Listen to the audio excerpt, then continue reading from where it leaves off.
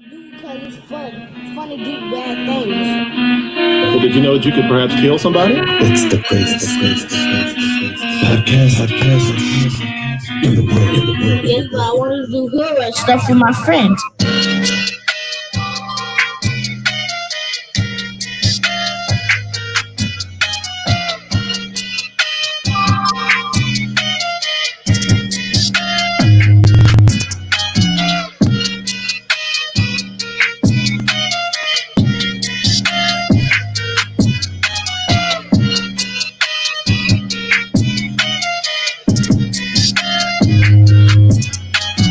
You don't think you should be punished for all of this? Just a little bit no video games for a whole weekend.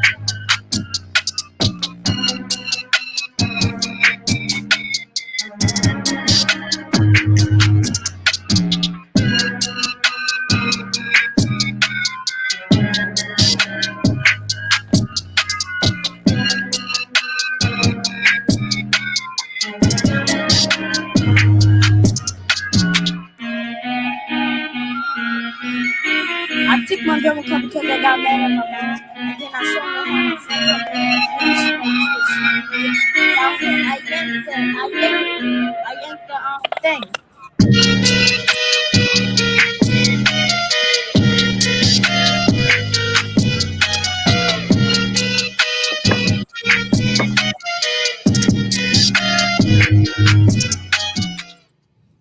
What the Fuck is up? Say One Podcast, season 10, episode 15, Episode 6, episode 6, season what?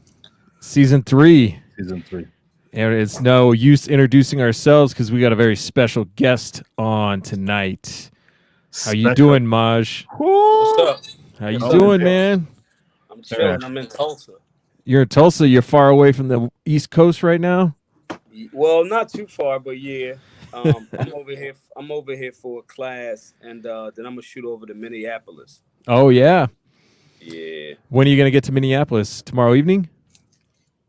I'm gonna try to get there. Well, the class is this weekend, so I'm gonna go right after the class. Okay. And I tried to get over there yesterday morning, and they wouldn't sell me it was like within 2 hours. Usually I could buy a ticket within 2 hours, but they were saying I had to go to the airline.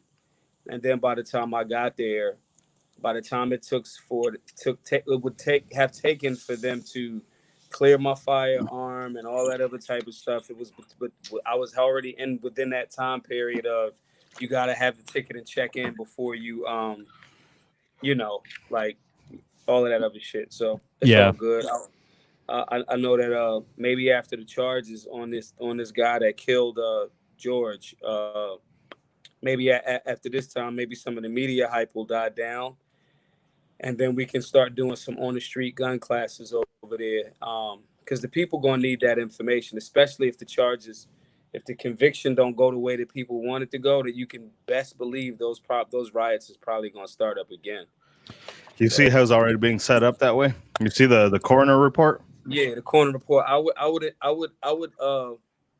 would recommend that the family do an individual or a third party or independent autopsy. Yeah. Because what makes you think that the coroner that has connections to the police department wouldn't fucking lie? Like, duh. You know what I'm saying? So I think CNN's going to be backing off a little bit. Did you see what's happening in Atlanta? It's ironic because they're the same organization that's been talking about that shit is like the everything's that have been reporting it as it's been cool, and people generally are fucking tired. I tweeted not long ago, like you took people's livelihood away, with these bullshit lockdowns. CNN has been responsible with a lot of this COVID pump fake bullshit that I called. I want to just pat myself on the back real quick. in case nobody else will. Right. And just in case. But for 3 months of people talking shit, I'm like, yo, I think this corona, corona as I cough, right? Yeah. I think this corona and COVID shit is like bullshit, or the response to it. But CNN has been pushing that. Social media has been pushing that. You've told people that their jobs are not essential. I don't give a fuck if you work at 7-Eleven. If that's what's paying your bills, that shit is essential. And so you've done that, and you've hyped people up. And usually the thing that works to trick people can also be a tool for liberation, or it can flip, So you're seeing all of that, and you got all of the celebrities crying and shit, as opposed to telling people to be armed. So we see the plot twist. And again, if these, I like the murder three, the third degree murder charge. But if it don't go the way that it go, places like Minneapolis, the people there, the business owners, need to have basic firearm safety and training knowledge. The people in Atlanta, I'm doing an event in Atlanta on September the 12th. Hopefully shit is cool by then. But the people still gonna need that information regardless. And I'm kind of glad that I wasn't able to get the flight yesterday, because now it's like a media circus. I want to be there when like it's not cameras there. You know what I mean? And hopefully some of the cameras will leave by the time that I get there. So Yeah, so there's a opportunity in all of this, which is, you're gonna have a lot of people who are real worked up and at the same time don't really know why they're worked up or what that hole is that they're trying to fill. And that's an opportunity to go in and get some real knowledge in there. And there'll be plenty of other organizations doing the same thing. They always do. So it's not like a new idea, but there aren't a lot of pro-gun people who are going to be going in there and spreading that message. Did you see those guys who were protecting that, what was it, a liquor store or something? And they're like, we support the protesters, but we're not going to let anybody loot this store. I thought that was pretty cool. I love it. I love it. And I love how CNN also cropped the two black dudes out of that footage too. It was four people, right? Two of them happened to be lower melanated. Two of them were highly melanated. When they posted the picture, they cropped the melanated dudes out and made it look like it was like, and I'm like, God damn, y'all, like, come on. And they can't get no credit for nothing, man. So I've noticed watching a lot of this footage that an inordinate number of these looters and vandals are young college-age white kids. And I wanted to get your take on that, because, I remember the LA riots. There were no white people around for the LA riots. Yeah. The only white people were wearing badges, so. Yeah.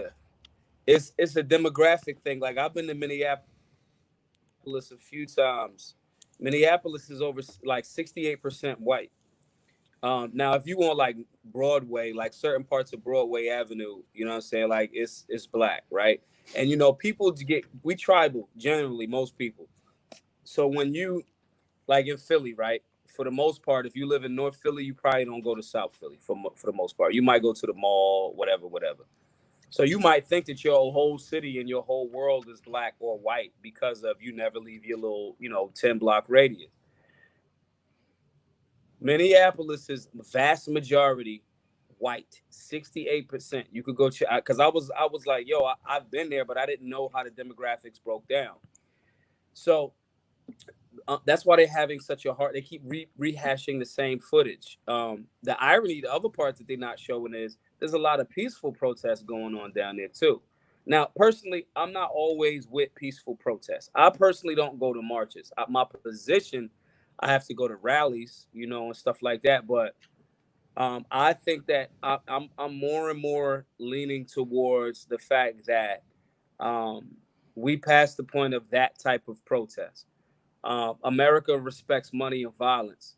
America was built on money and violence. You know what I'm saying? So it's like, if I shoot the shit out you, you'll understand a lot more practically than me telling you, hey, I might have to shoot the shit out of you.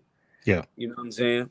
And so I get the energy, I get the frustration, but I also get the media spin too, which is to make it look as if the areas are out of control. I know how media. I've been in It's just happened to me. I'll say something on Twitter, people take that one tweet out of the thread and like spin the context. That happens.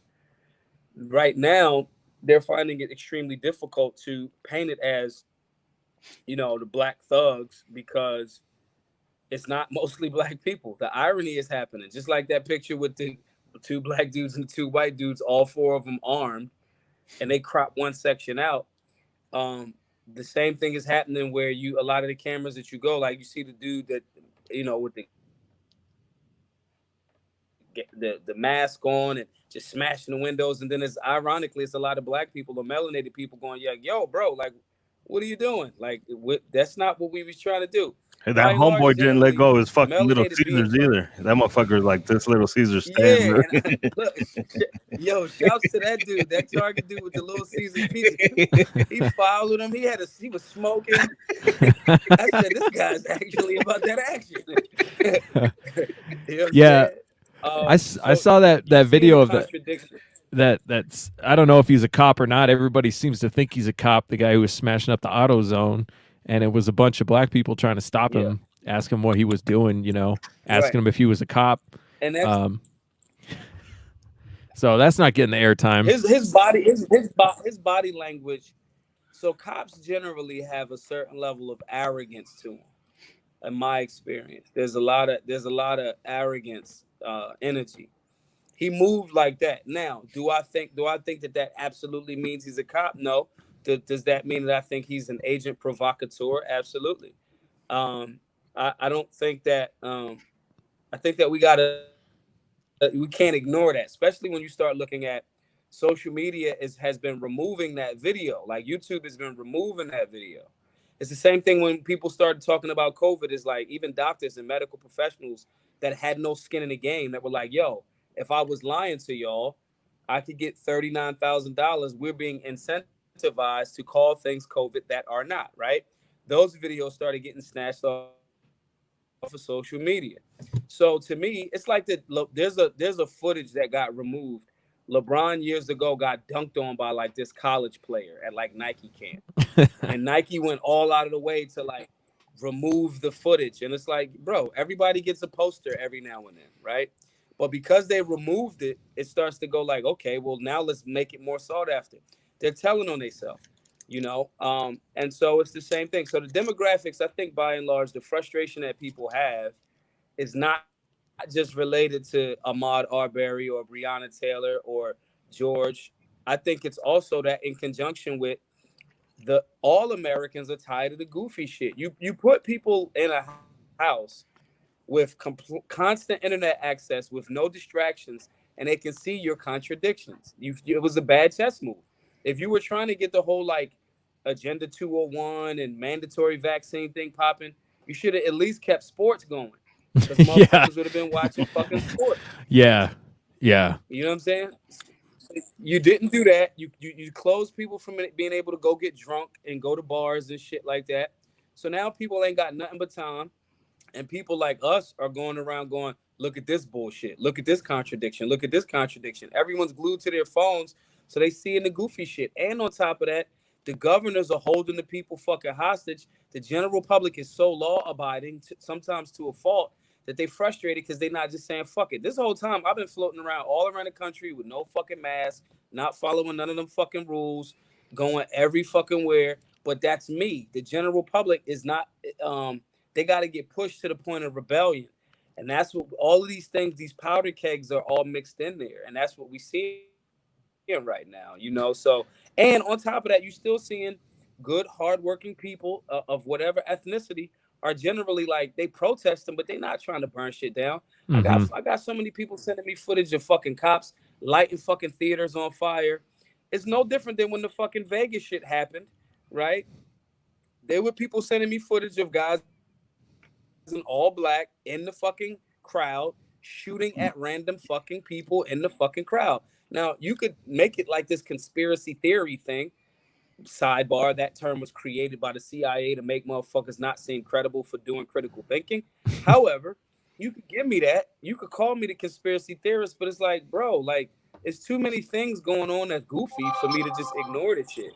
And there's not enough distraction happening for even like super I'm a rule following person to ignore. It's too much going on, and they just like, nah, man, something's wrong here, and all of that pent up frustration is happening, and that's why we're seeing these rebellions around the country. Yeah, and I think people were afraid of this kind of thing happening during the initial part of the lockdown, but Yeah. I think there needed to be a catalyst. There needed to be something to get people riled up and get out of the whole "I'm scared for my life" and into "I'm tired of this," attitude. Yeah. Interestingly, you know, when COVID hit, people freaking out that the National Guard was going to come in and lock everything down, and now they're like, "Why don't you just bring the National Guard in and lock everything down? That'll take care of the problem." You gonna get them boys that train once a fucking year shot in the fucking face. Like I seen a video like, circulating, and one of them had his cute little AR, his M4, and no magging. and that's what I'm saying. Like the people that are on my shouts to Nick Irvin, right? The Reaper, the most decorated kills guy, ranger of all time, right?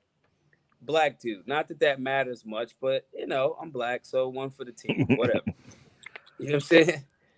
He's even like, bro, like he's a patriot. He's like yeah, this shit is bullshit. I'm not following none of them rules. And my kills are fucking stamped and confirmed. That's without a doubt. He's like, come on, man. Y'all gonna send it. Like, don't do that to these like 22, 23-year-olds. Like, don't put them in that position of like make me have to light them the fuck up from like half a mile away. You Yeah, because they forget like 26 days out of the like, 26 days out of the month they're working at fucking T-Mobile. Right. It's like, come on, bro. Like, and I get it. And don't get me wrong. I understand at their level, they're like the security guard of the armed services. Yeah. Right. It's like it's cops and it's military and it's like fucking security guard at fucking Target. Right. That's in the National Guard guys and women. You know what I'm saying? They do critical work when there's national emergencies, or they help out with like floods and hurricanes. So I'm not shitting on them in that sense. However, like I have a fucking rocket launcher, bro. Like I have a rocket launcher. You're not even thinking about that type of shit. You know what I'm saying? And so well, let's not forget it was the National Guard who shot those kids at Kent State because they didn't know what they were doing. They were just like, okay, shoot. They don't understand rules of engagement or anything like that. Right. And they scared that again, you work at Bed Bath and Beyond, and I'm not like tripping. It's just like, yo, you're gonna put yourself and you're gonna let the government put them in the position where like, but if it's go time, you on the other side, what I'm gonna do? You know what I'm saying? And so we know what people are gonna do. I just think that it's unfortunate, and it exposes yet another contradiction. It's no different to me than like, I don't want a cop to snitch on other cops. I don't believe in snitching. I do want a cop to stop someone from violating the oath.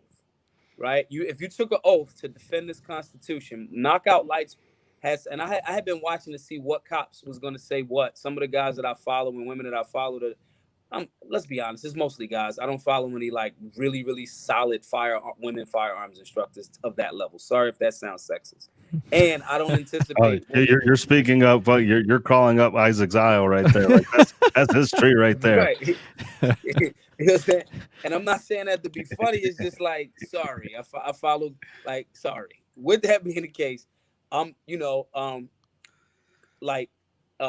out for the quit, and Mike Knockout Lights train together. I fucking love their information base. I love their approach, and they've been in the shit. It's no different than if it's a dude from the hood that's going to tell me something about urban combat. You know what I mean? That's been in the shit. I'm going to listen to them more. That's just what it is. And I watched Mike today post something about this situation, and I was like, all of the cops the few cops that I'm talking to, it's like, yeah, man, but this guy might go to jail for the rest of his life, and that's the worst thing as a cop. I'm like, nah, the worst thing is to like get your life snatched in front of everybody, and the memory of you leaving this planet is begging for your life. Yeah. That's actually the worst thing that can fucking happen to a human. Yeah. And but to then when I see guys like Go ahead. Knockout Lights make that great statement, like, this guy's a piece of shit, he's an oath breaker, he's not fucking cool, da da da da da. So I don't have any credentials, and I don't want any credentials. I don't want any. So I don't expect those officers to listen to me. I know what I know. I hide a lot of what I do know or have. That's just what it is. With that being the case, okay, one of your own is saying that I know that you respect. That's credentialed. That's SWAT. That's tactical. That's this. That's all of these things. One of your own is saying he's a piece of shit. You know what I'm saying? And so that's the thing that needs to happen for and for people to start going like, okay, even guys that are like, yeah, back to blue. Yeah, back to blue when the blue was doing the right fucking thing. You know what I mean? But we need more of those officers to not even just call it out, but also when you in that space, pull a motherfucker up off of someone that has their foot on someone's neck for 9 minutes. After minute 2, let it the fuck go. The suspect is already fucking cuffed. It's 2 other officers here. He's on his belly. We got him. You know, and so these, again, are all of the contradictions that everybody's seeing. And they tired of that shit. And y'all going to put people in positions, instead of being egotistical and trying to go harder, y'all are going to put people in positions to get their head blown the fuck off. This is a question that I've had for a very long time. I'm not the only one that's had this question. I asked you this at the beginning of this. Is like, when do we stop recording this shit, and when do we fucking pull that dick out while the cops doing it and start fighting motherfuckers as it's happening? It's been supposed to happen. It's been supposed to happen. It's too late. I mean, these people that say they patriots, like, nah, these dudes is turning into redcoats. We've allowed the militarization of the police force. That shit switched. Don't get me wrong. I want everybody to have all of the whatever fucking arsenal that they want. If you want a tank, I'm trying to get with Resvani. It's a luxury tank company. It's $300,000 and it rolls like a car, right? I would love for them to give me one to fucking ride around the country in with that shit and promote it, right? I want a fucking tank. With that being the case, I think law enforcement officers should have every fucking thing at their disposal too. So I'm not saying don't have the stuff. I'm saying when you give overwhelming abundance of power to law, to make it law enforcement as opposed to peacekeeping, that's where the contradiction lies. So there's already been Supreme Court precedent set. If an officer is doing an unlawful act and or an unlawful arrest, you are within your means to stop that officer, whether that's towards you or towards someone else. And that don't necessarily mean you got to shoot him. It just means you might just, if somebody would have jumped out of the 15 fuckers standing around, if one person would have had the balls to catch a goddamn case and just knock that one cop off of him, George might be alive today. Just a quick little fucking boop, boop, boop, boop. Yeah, just pluck him in the forehead. Just a quick little, like, get a water bottle and spray him with a fucking water bottle. You know what I'm saying? People just gotta have heart, man. And for that type of shit, you know, like, I would love to go to jail for some shit like that. My fucking mugshot would be so lit. Like, I would be laughing so fucking hard. You know what I'm saying? We just gotta understand that the conversation is about morality. The fear of a lot of times when patriots don't do that is because of their attachment to their license to carry. They don't want to catch a case because if they feel like if they catch a felony case, they'll lose their license to carry. But the reality is that's a license is just something that the government is saying that they're allowing you to do when the Constitution and the Bill of Rights is extremely clear. Yeah. So that's the actual supreme law of the land. So speaking about morality, feedback on this shit from both you motherfuckers. So I've got a what might seem like an unpopular opinion, but we'll see. I got a text from Okafor.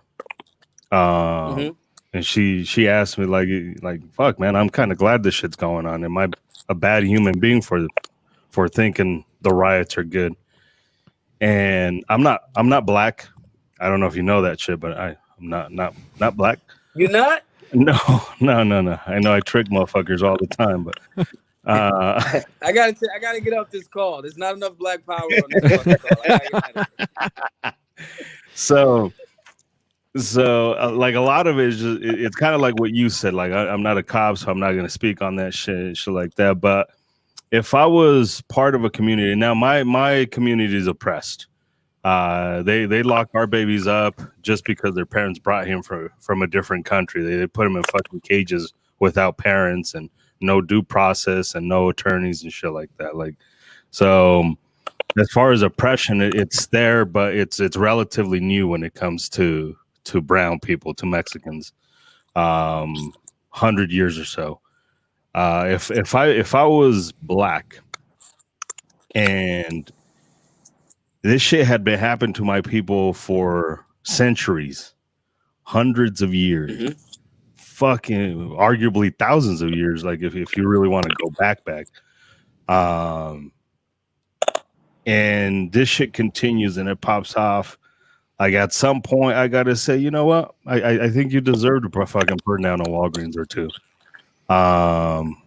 It sucks that it's that you're burning it down, but like I get it.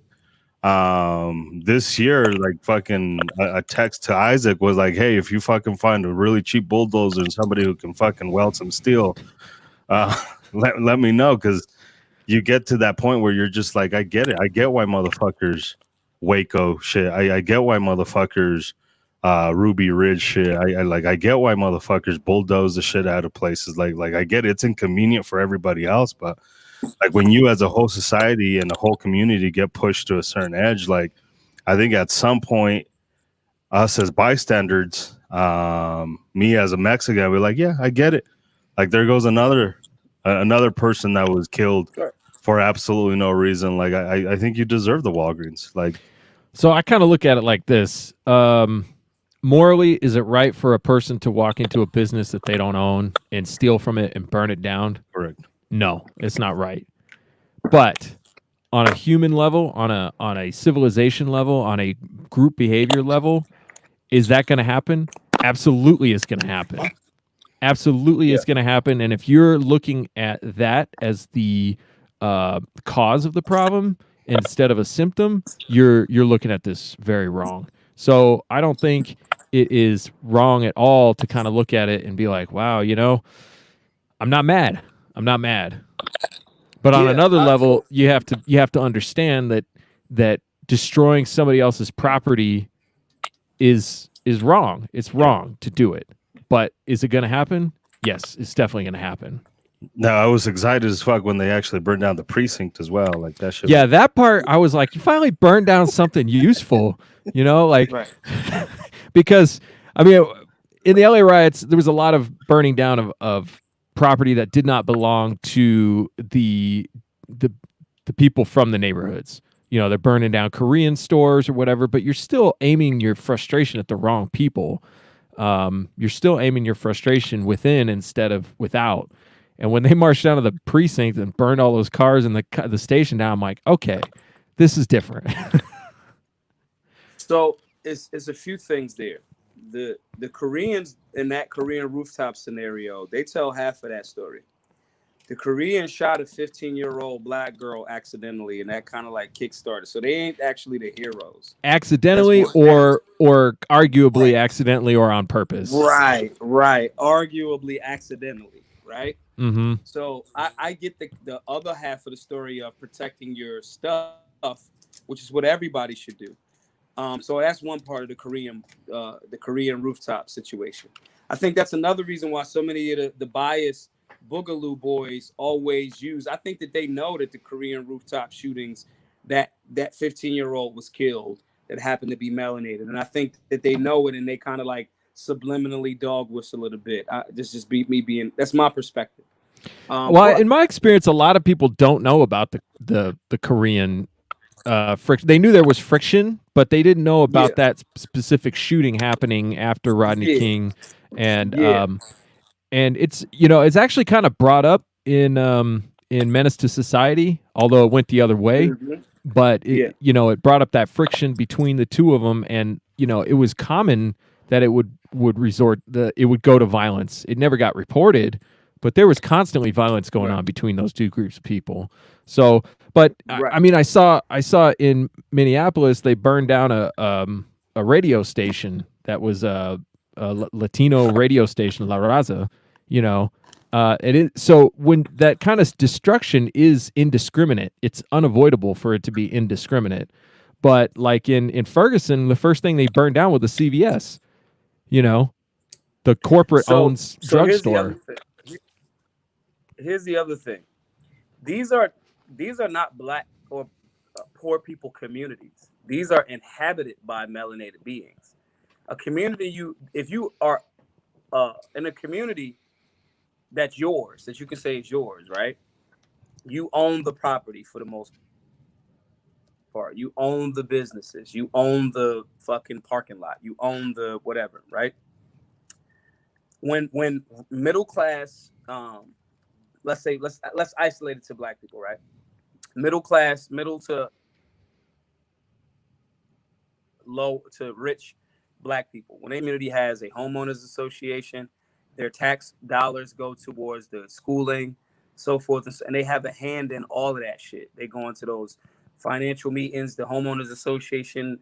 They have a set of rules that everyone, agrees to keep the property values up, so forth and so on. That makes a community. When people keep saying shit like, "Oh, they're burning down their own stuff," no, the fuck they're not. No, we're not. No, we're not. You don't own it. The corporate interests that lean on politicians, that lobby those same fucking politicians, are affected when those buildings are burnt the fuck down. Period. And I'm just tired of people with that argument that that part of the story wants to get left out, because a lot of people like to deflect, and then that's a deflection tactic from, well, how about this? How about if fucking none of this would have been happening if there wasn't a shitstorm of violation of human rights to melanated beings or non-melanated beings under a certain class structure? How about you don't fucking kill Americans of any ethnicity, and then motherfuckers won't be rioting? How about you don't get an additional bonus of goofy shit, or what you term as goofy shit, if you didn't unconstitutionally tell motherfuckers that they couldn't generate business for themselves for months at a time? So all of these things are the factors. Now, when people go, well, what does that solve? Yeah, well, insurance companies, there's going to be billions, maybe even trillions of dollars of loss. They got to come out of pocket. Those people are going to start influencing and leaning on politicians. Yeah. Again, is it the fact that, fucking Breonna Taylor, Ahmaud Arbery's case wasn't even fucking looked at until pressure, without a riot, until pressure from the people across the nation started to lean people in a fucking direction. Rebellion is American as fuck. So these conversations are contradictory and that's me calling it light. Now, do I also understand, because it's layers. As a libertarian, I understand property rights. I understand, like, yo, this is my building, don't come in here. But then I also understand the importance of the Second Amendment. If that's your building and you own it in that community, like there was brothers and sisters in Minneapolis doing right now, and they businesses in fucking St. Paul have not been destroyed, you should be fucking armed like the Korean rooftop dudes were after they fucking killed somebody, right? You should be armed and defend your shit. CVS, you got security guards, have them motherfuckers line them up, get them outside, target, because the police have shown we gonna leave like they did. They have no moral obligation to protect your property or fucking you, for that matter. That's another Supreme Court fucking precedent that's been set. They don't have to fucking be there. You know what I'm saying? And so there's layers to that. Now, the part where I'll argue against my more rebellious nature, after a certain point, one, okay, I more so understand it when there's also no charges, right?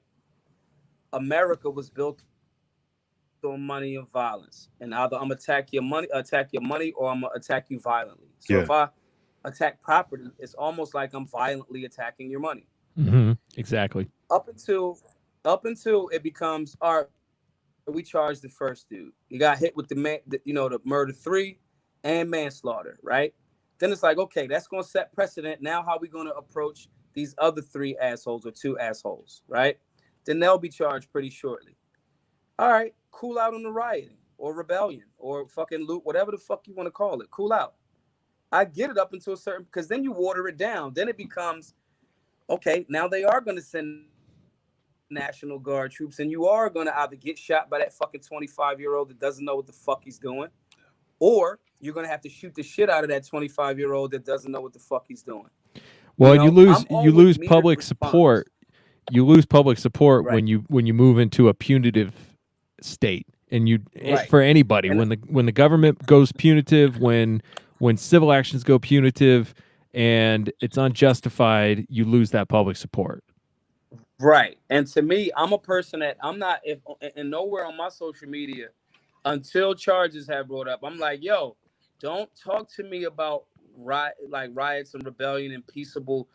America was created on conquest, bro. Like, I live here. I love our country. I love humanity, right? However, that's not going to stop me from calling a spade a spade. The reality is America, and even to my Native American homies, I'm like, listen, bro, y'all lost.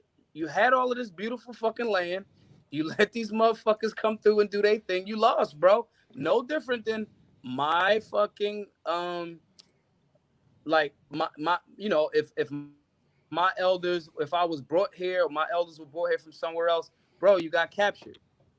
That's what happens in fucking war. Did you win or did you fucking lose? You got captured, bro. I'm light skinned. There's some fucking white dude that raped the shit out of one of my elders at some point. That's a harsh thing to deal with. But fortunately, now because I'm aware of that, I don't submit to any of that shit. But don't act like this shit wasn't fucking violent. Don't act like and also don't act like everybody, all melanated beings just rolled over. The starving times happened, bro. The fucking natives were scalping you in fucking retaliation for you starting that scalping bullshit. You motherfuckers almost died of famine and starvation three times. It wasn't like you had to dig up like fucking your own remains of dead people and carcasses during them starving times. That shit fucking happened. So I'm too well versed to know the amount of violence and consistency that went into creating this thing we call America. You know what I'm saying? And so with that being the case, don't hit me with the like non-violent shit. And that's because okay, you was bitching when Kaepernick did it with taking a knee. Yeah. Peaceably. Now you bitch too much and now you don't even have an NFL. Right. You ain't even got the NFL now. Now I bet you'd prefer this one. It's like rebellion, protesting, rioting, looting, whatever. That shit ain't supposed to be convenient to motherfuckers. It's not supposed to be convenient. That's not the thing. When the fucking Boston Tea Party happened, that shit wasn't convenient. That shit wasn't like, hey, I wish I could tell people like, yo, man, like, only respond to me when I fuck with your shit. Like, this is the rule of how you get to respond back to me. Like, no, get the fuck out of here. This like even down to like when they shut off highways with like protesting, I'll be like, damn, this is annoying. Can I get on the shoulder and like bang a U-turn and get out of here? Or am I gonna? But I understand it. I get it. People that are your level of comfort or convenience is the thing that's been affected. So now you want to try to make it about something else and deflect. Period. But that's everything. That we've talked about this before. Like that's everything. The corona thing. I guess we can't say that word anymore because we get knocked off. But the fucking like everything, global warming, and it's not about the entire population. You're just worried about your inconvenience. Like these motherfuckers, and call it racist, call it whatever the fuck you want, but it seems like it's only one certain type of motherfucker that's fighting for stupid shit like that. It's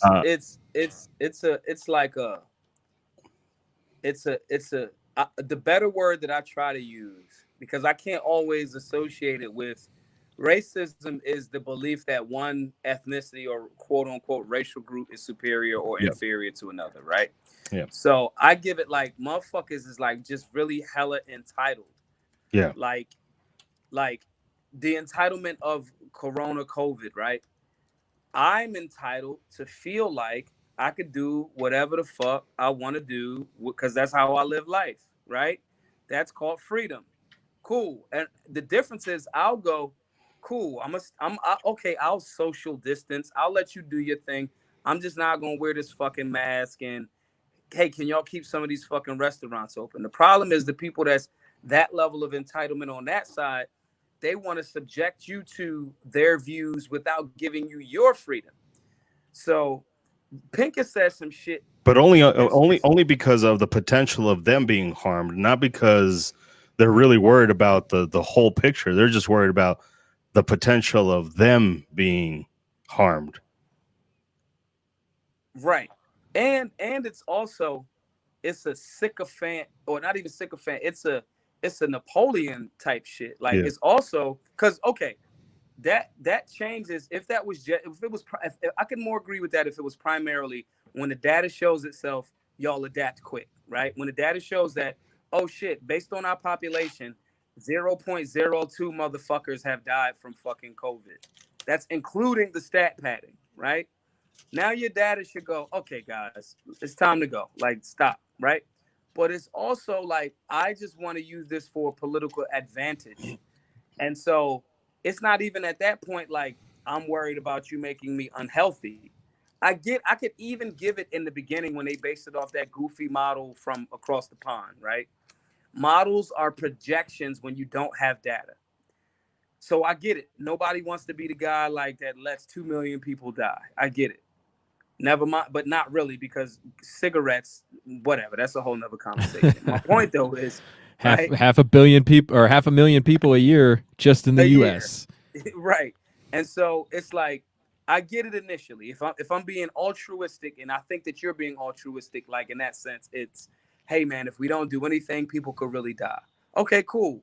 Yo, let's see. Let's lock shit down a bit. Let's see. Or let's communicate with people and educate them and say, yo, we don't really know. We trying to ask y'all to do this thing. Can you please be responsible with your business during this time? Let's monitor the data.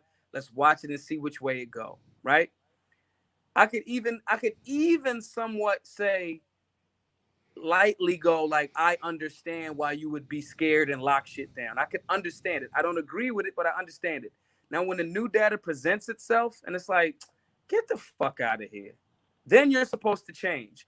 That the fact that you don't change for political or power reasons, that is the same. The governors that do that, or the politicians that do that, they're similar to the guy that puts his knee on the neck of a person that does not comply with them.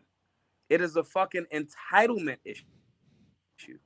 And because they've convinced Americans by and large to not shoot people in the fucking face for doing that, like how American politicians were in the beginning, which was like, man, string that motherfucker up for even suggesting the Second Amendment could be infringed on, right? Because they've over time and by attrition convinced people that violence is not right. And, you know, even patriots are like, yeah, but it's different. They don't have the logic, the well-rounded approach of understanding things. So people are complacent. So we can keep doing shit. You kind of like not right now to say, like Edgar, like you said, like, yo, I'm kind of cool with the rebellions because the shit has been going on for too long. If you say that now you're at a space where somehow you're like the bad guy, it's like, no, I have a reason for why I'm saying this. And I also can say, yeah, so if you don't want that to happen to your business, you should actually be in alignment with the Second Amendment, defend the business that you have, and your business won't get fucked up. And if someone tries to, you're well within your rights to fucking shoot them. And if you choose not to, then if you choose not to go out there and protect it, like, I'm sorry, you don't have the Constitution to protect it, you know. And I mean the will. I don't mean the document. I mean, you don't have the balls. I mean, I hate to be so like cold-hearted about it, but is it yours or is it not? Yeah. And if it is, then why aren't you Right. out there protecting it?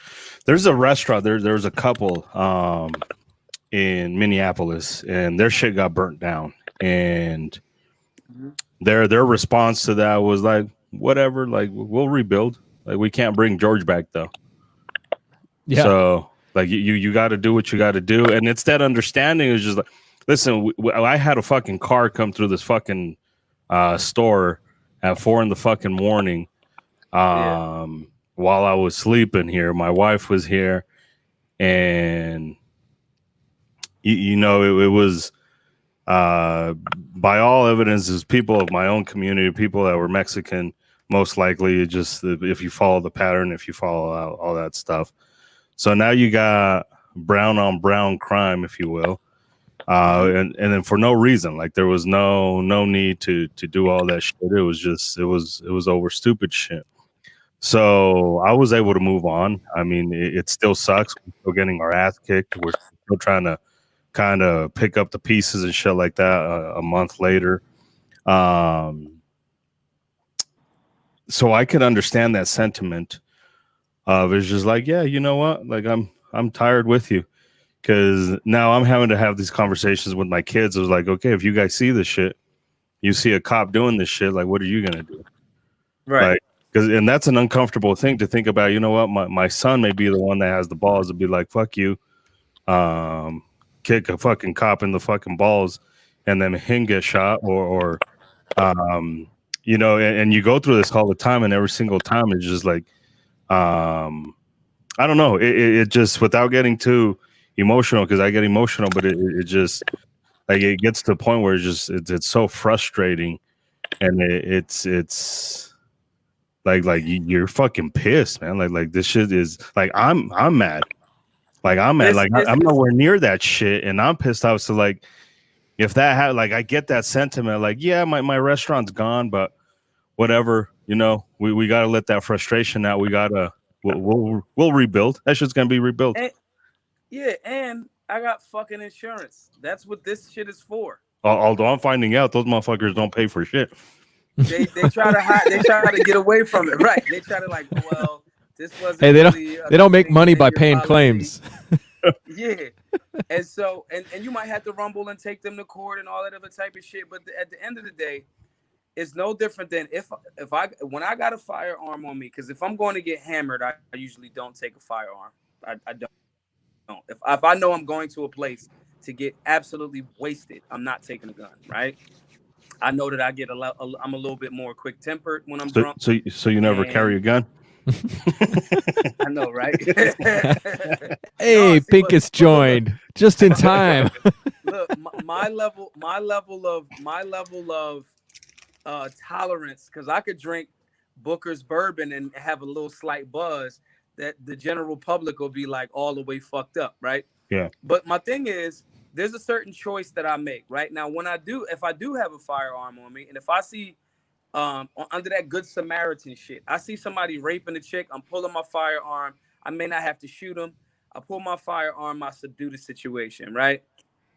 It's the same thing with when you see, even if you're not armed, you see a law enforcement officer or anybody. I use this example a lot. If you saw like a post office dude, like, and his 4 post office dude buddies, right, choking the shit out of the person that they're supposed to take mail to. Like, this one dude is like choking them the fuck to death, like choking them. You're gonna do something. Yeah. You're gonna jump. You're gonna say, "Hey, man, what the fuck? Like, what the fuck?" You're gonna say something. You're gonna do something. Whatever. You might get on your phone later and be like, "Yo, this motherfucker, da da da," because you're a good Samaritan. It's the same thing, and it ain't even got to be a gun. You might just jump in and be like, "Yo, fuck that." You might pluck the cop in the forehead. You might spray him with a water bottle. You'll do something to agitate the situation to save the life, and then you have to ask the question of, because I hear guys saying, "Nah, man, don't do the good Samaritan thing because you might catch some civil charges later or blah, blah, blah, blah, blah." The question you have to ask yourself is, fuck money for a second. Fuck catching a case. Yeah. Like, if this is going to save life, does this make sense to do? If the answer to that for you is yeah, I think these postal workers are about to kill this fucking dude. I think I should intervene. Then you did the right thing morally. You know what I'm Well, saying? it's And not that even doesn't saving a always. life. Is this right or is this not? And Yeah. is it within my power to do something about it? Like, do I have a Right. moral obligation to do something?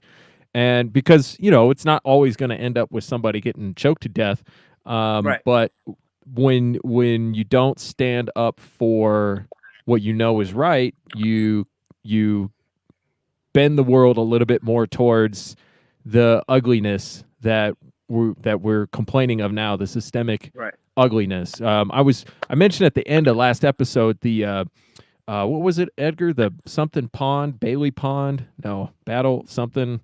I'm not sure where I saw this, but it was a white supremacist group of people, a bunch of KKK Oh guys yeah. trying to make those black Indians feel uncomfortable.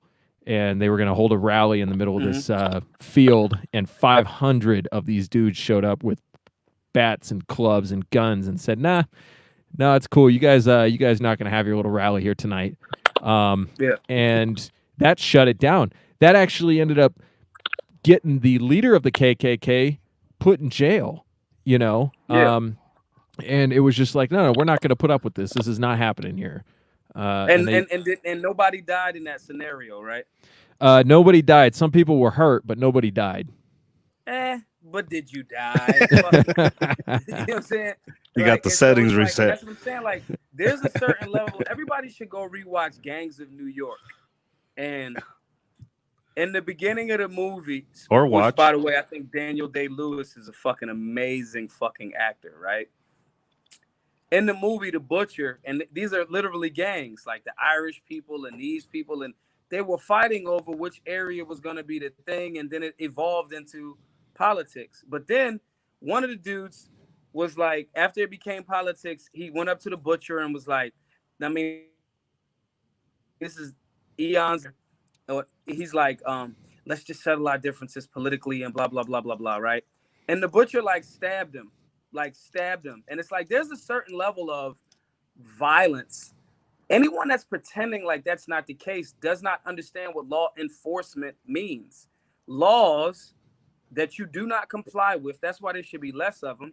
What laws represent is, at the end of your non-compliance is a person with a gun or some type of arm to force you into compliance. That's what laws are. So to pretend as if violence is not a part of it, especially when you're talking about a underserved community that is tired. And I'm not even talking about whatever you white, black, I don't give a shit. And I'm not saying that justifies it's absolutely perfect to destroy private property. The property isn't destroyed if the people that own it can defend it, and they should be defending it because they should be armed. And I think right? that's the problem is a lot of people hear when I say this, a lot of people hear that I'm okay with them burning shit down. I'm like, no, I just get it. Right.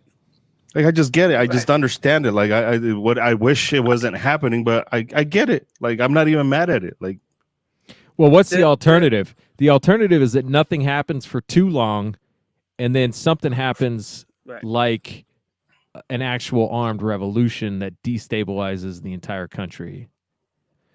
There has to be a steam valve, Shit. Right.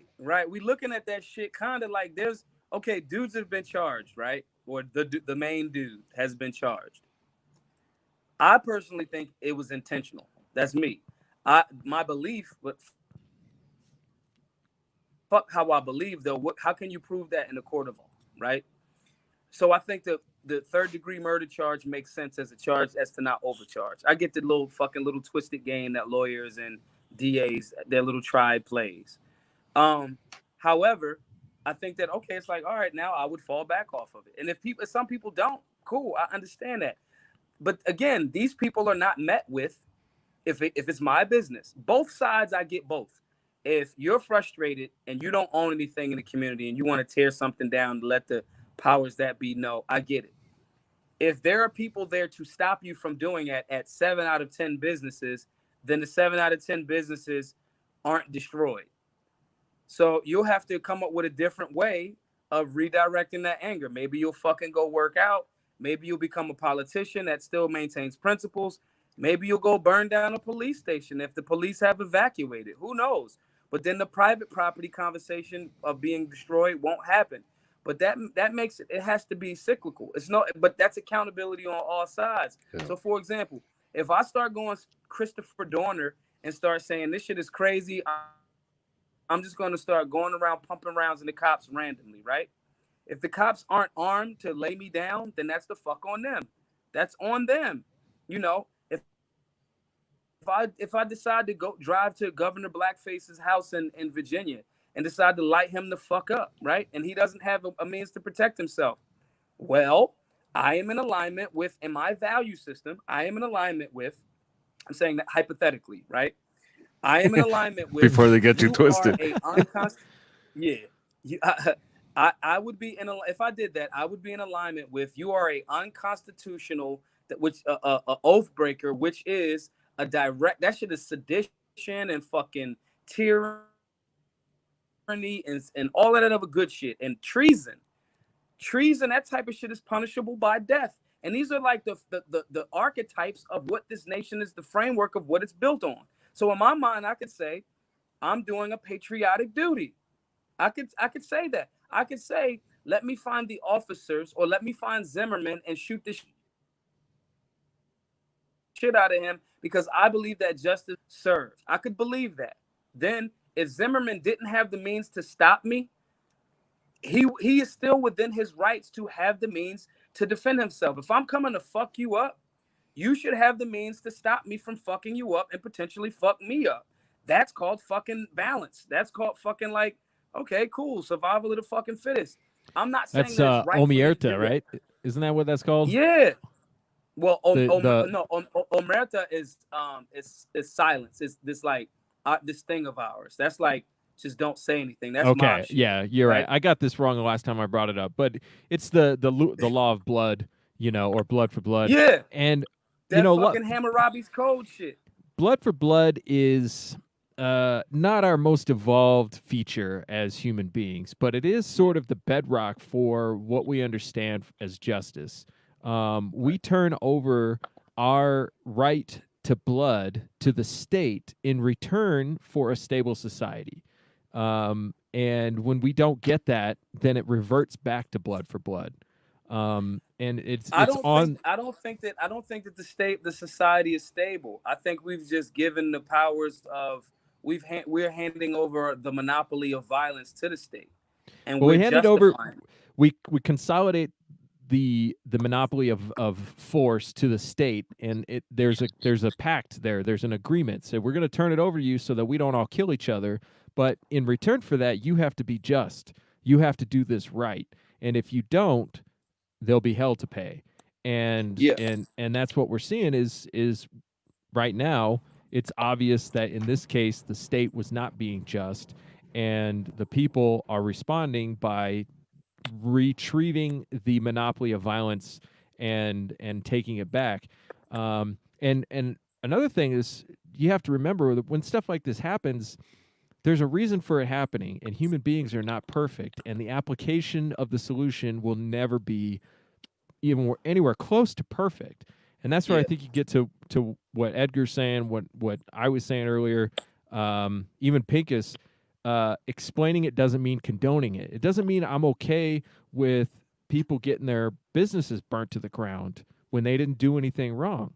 But if you don't understand the dynamic of force and of justice and of power, then this kind of stuff doesn't really make any sense to you, and you just get pissed off at one side or the other instead of maybe seeing underneath of it and seeing where. See, and if here's, and maybe I'm wrong, but like if you don't get it, like I question you. I question where your alliance is at. I question where you're. I'm gonna question your next move. Like, and maybe that's just where I'm at in life right now with this whole fucking shutdown and I didn't trust motherfuckers that easily to begin with. But like now, when people talk about that shit, like, no, I just don't, I don't get it. I don't understand. Like, if you don't get it, then I don't know if we can be cool. Like Well, here's what's interesting though is a lot of the people who are participating in it right now don't get it. yeah. They're just acting out of some kind of a lizard brain mob mentality. Yeah. They're almost a tool of the idea. You know, they don't really know what they're doing. Yeah, what you're talking about is where it gets real fucking DNA-ish or real fucking like Freudian or like it's like a they do know that something's wrong. They do know if they're from those communities, right? Like I've had the pleasure of meeting officers that I think they put the oath first. I've met those men and women, right? Now, I would have to look at all of their fucking like, bro, if you wrote a ticket, you don't really understand freedom of movement, right? However, I know that they not like going like, yeah, I've met guys that put the uniform on. It's like, yo, I just want to catch the robbers, the rapists, and the unjustified killers, right? But my environment before me moving around outside of my 10-block radius, I only ran into the dickheads. So if those people that are rioting that don't understand it fully, they do have a well-versed interaction with the fucking dickhead cops in their 10-block radius. That every night when I get home from work, I have damn near have the same time shift as this one fucking dickhead cop that's going to be on that corner on block 4 of my 10-block radius. Those people are frustrated because that person looks like the sum total of what law enforcement officers are. And again, I get that, right? But it still it goes back into that tribalism thing. Yeah, fuck that. And that's a form of I feel I have to do something, but that's a very limited, powerful, but limited perspective. Imagine if all of the people across the country, because this shit is happening right now in Houston, Atlanta, my homies in Philly is calling me like, yo, they shooting. I'm like, shooting what? Like, what the fuck are they shooting? Like, are they shooting cops? Like, what is? No, they just shooting because they mad. Arizona. Well, that's goofy, but that's I understand crazy. it. Right. And so to me, it's like, imagine if all of these people, right, said, take Target, for example, sidebar completely. If you can't see the funny irony in the place is named Target and they've been made a target. Like, I haven't seen one Walmart get burned down yet. Right. That's the Target right there. It literally has a bullseye on it. With this being the case, right? Imagine if everybody across the country was like, yo, we just not shopping at Target for 2 weeks. Target would lean in each state. Target would lean on the politicians and you'd see it. It would be attacking the money violently. The reason why Target was attacked, though, too, was when the protesters were protesting in front of Target, the police were tear gassing them and macing them. People were trying to go into Target to get milk to pour it on their fucking eyes. Target wouldn't let them. So that's another fucking part of the story that gets left out of the fucking conversation. You know what I'm saying? It ain't as indiscriminate and just random as people would have you believe. And again, media, most effective devil in America. You know what I'm saying? So my point there is the people that don't necessarily get it fully are still feeling that vibe of because they probably from that type of community. Now, is it just dickheads that want the fucking Dyson and the flat screen? Yeah, those dickheads exist too. Yeah. With that being the case, there's also people that are more along the lines of I don't fully get it and I'm frustrated by it and I feel like I have to do something.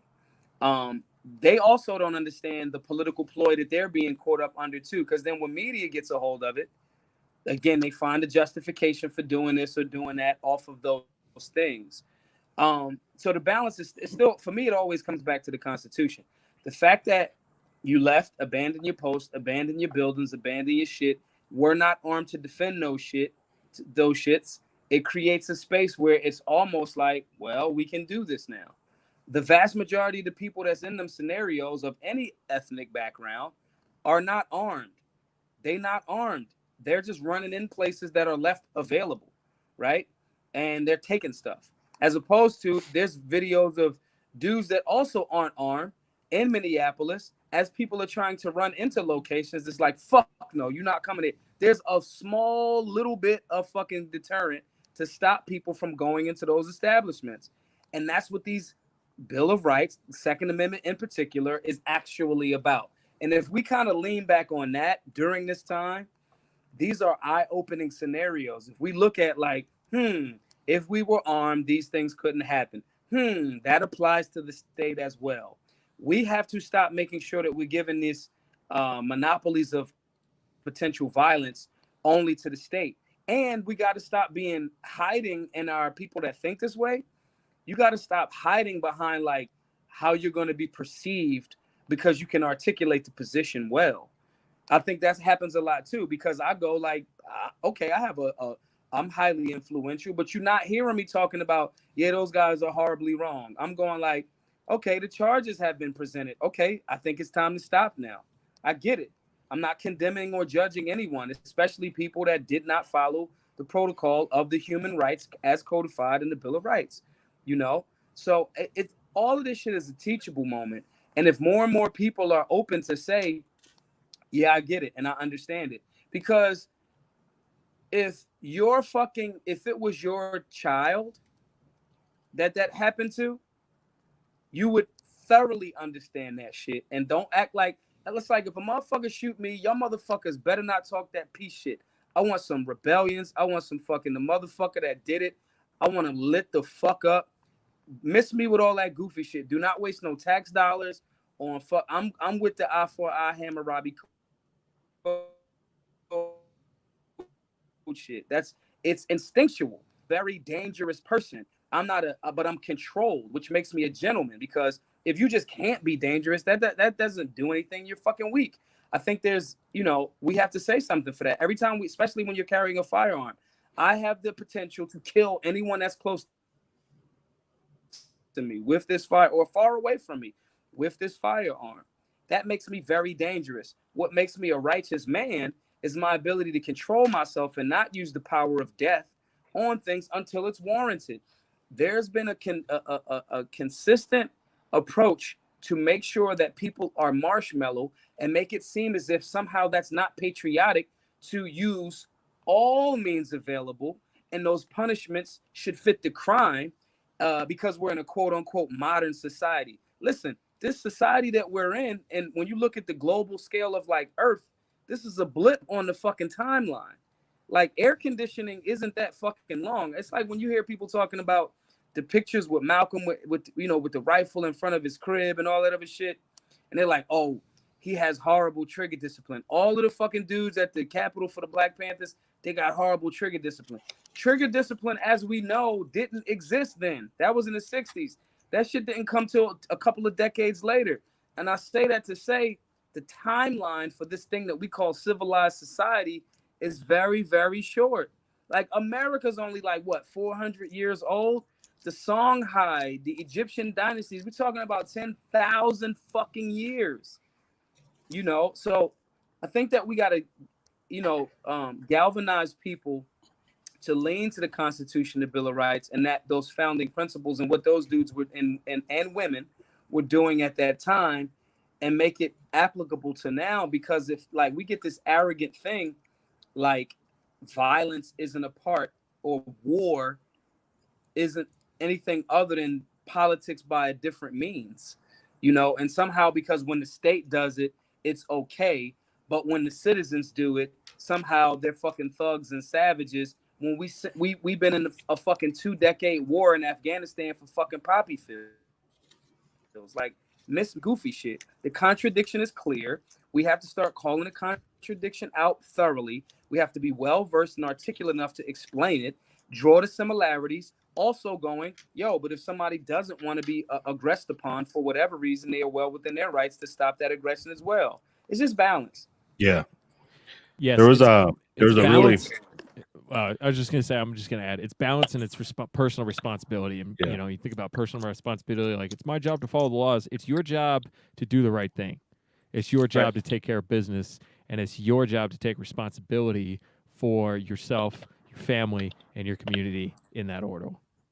Right. And I'm gonna take it back. I read something, and it was more of a clapback as some person who was like, "Oh, doing all this looting and shit like that isn't gonna bring George back."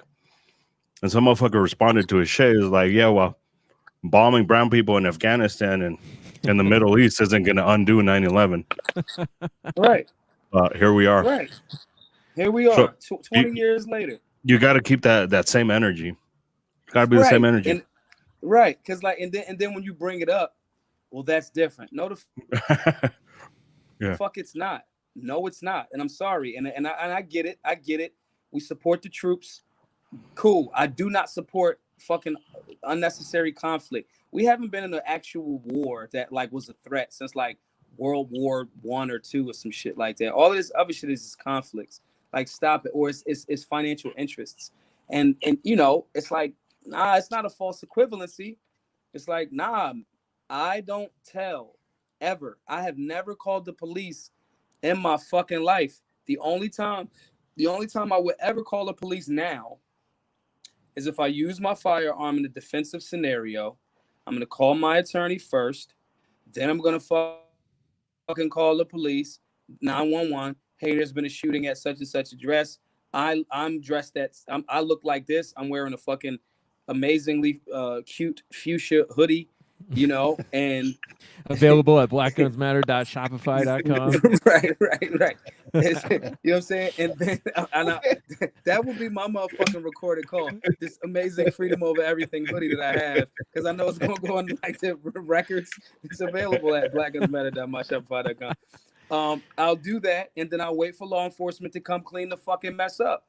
But like, I'm never snitching on anyone. Like, no one likes a snitch.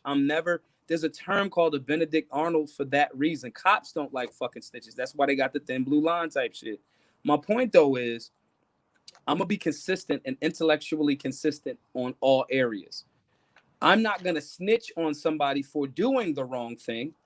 I'm gonna stop them if I'm there from doing the wrong thing, you know? And I think that is that moral obligation and responsibility that we have to educate people back up into. And I think we do that with informing people about civics.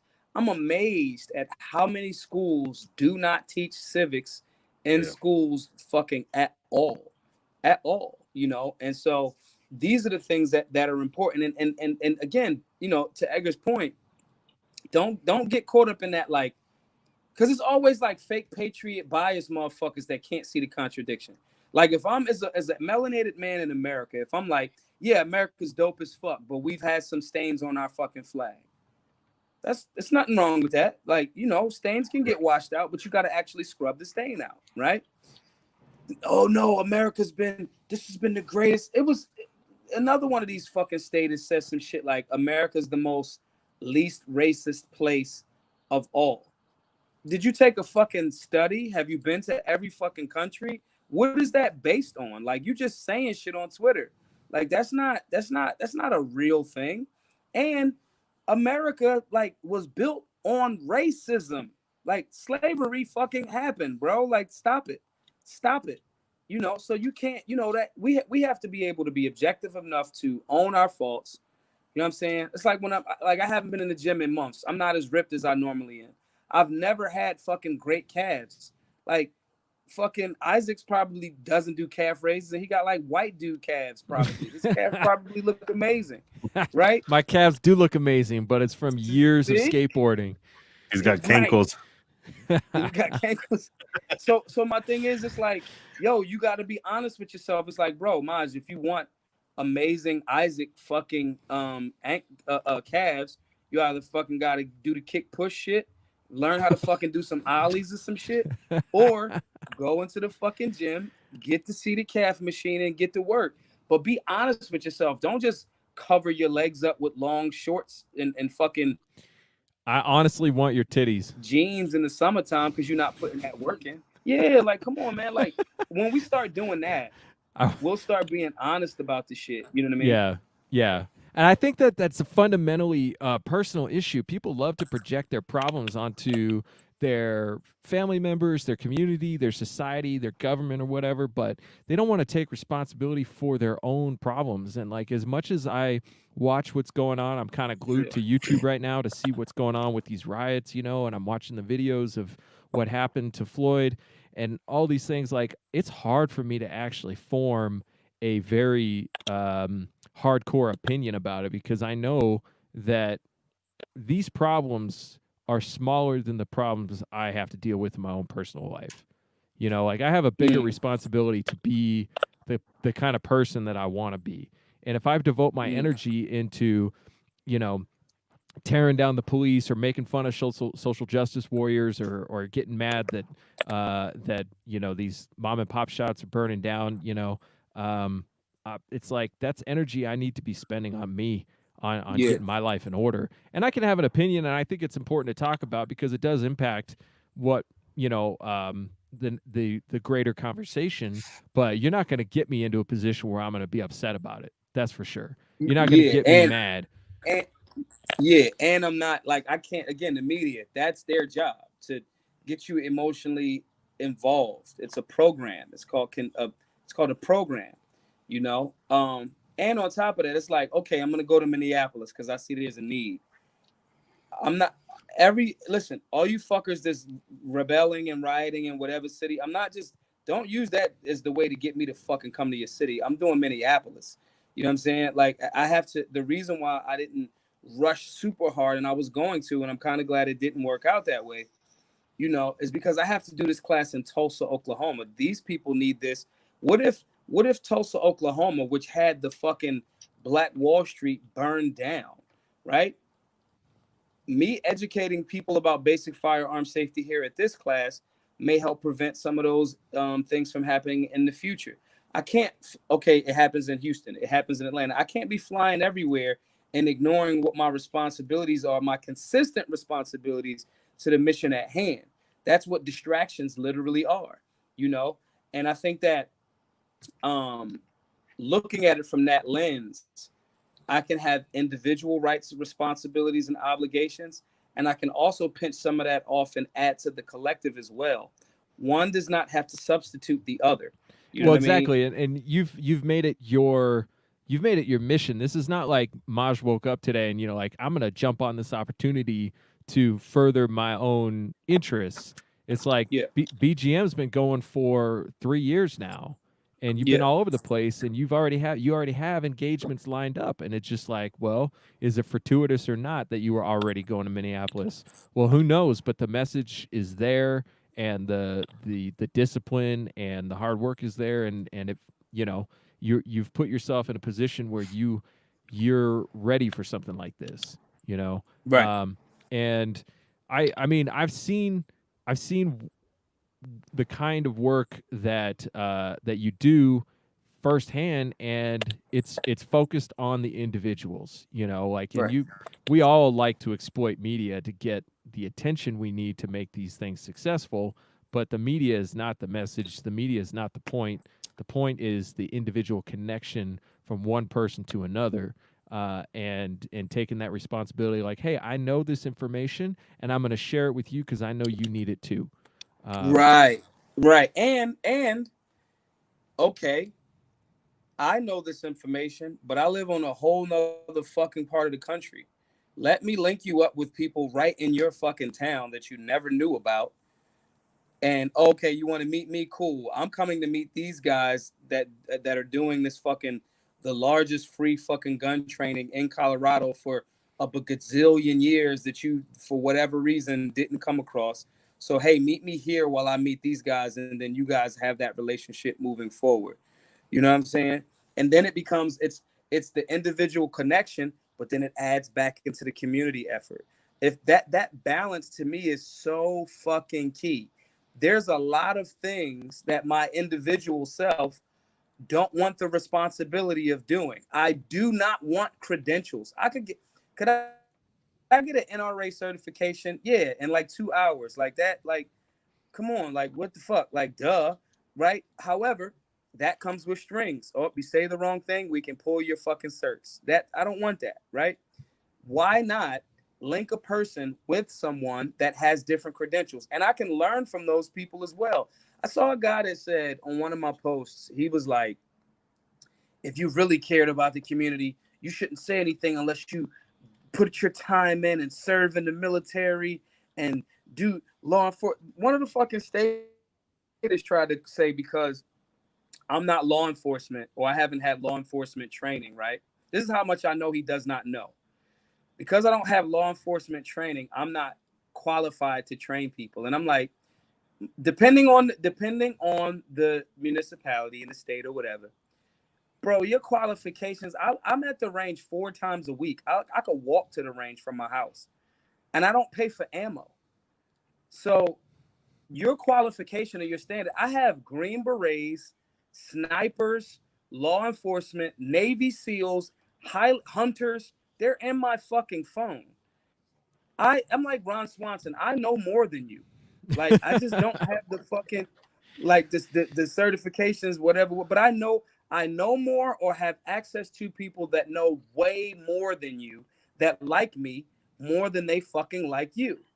So shut the fuck up. You know, this notion, you know, that you have to be one way all of the time in order to do good work to serve people in regards to the Second Amendment is just a falsehood. And I think that a lot of statists that say things like that expose how much they don't know. It's like, come on, man. I know a lot of cops and a lot of them dudes is out of shape, and I'm not knocking them. I'm just saying, like, that as a matter of fact. You know, then I know other officers that's like, yeah, fuck that, man. I'm taking Brazilian jiu-jitsu. I'm going here. I'm taking this extra training. The fucking department won't pay for it, but I'm going to take it anyway. I'm going to take these fucking de-escalation classes. He just happens to be a cop, but he's like, yo, I want to be a well-rounded dude. This dude's like Dom Rosso that's not necessarily law enforcement right now. His whole fucking body, and he's like 5'5" or some shit, right? His whole entire body is a fucking weapon. His body's a weapon, you know? And so it's like, because this same dude is like, oh, I don't want to be like you, Maj. You're only like 5'9", 5'10", because he's like 6'1". I'm like, bro, Allen Iverson was 6 foot on a good day. And what are we talking about here? So practice. My point here is talking about practice. Practice and attitude. Practice and attitude. You know what I'm saying? And so these are the things that I just want people to kind of like put in their mind.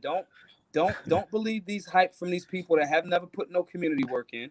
Don't believe these people that don't have access to information. Don't believe these people that's pretending like they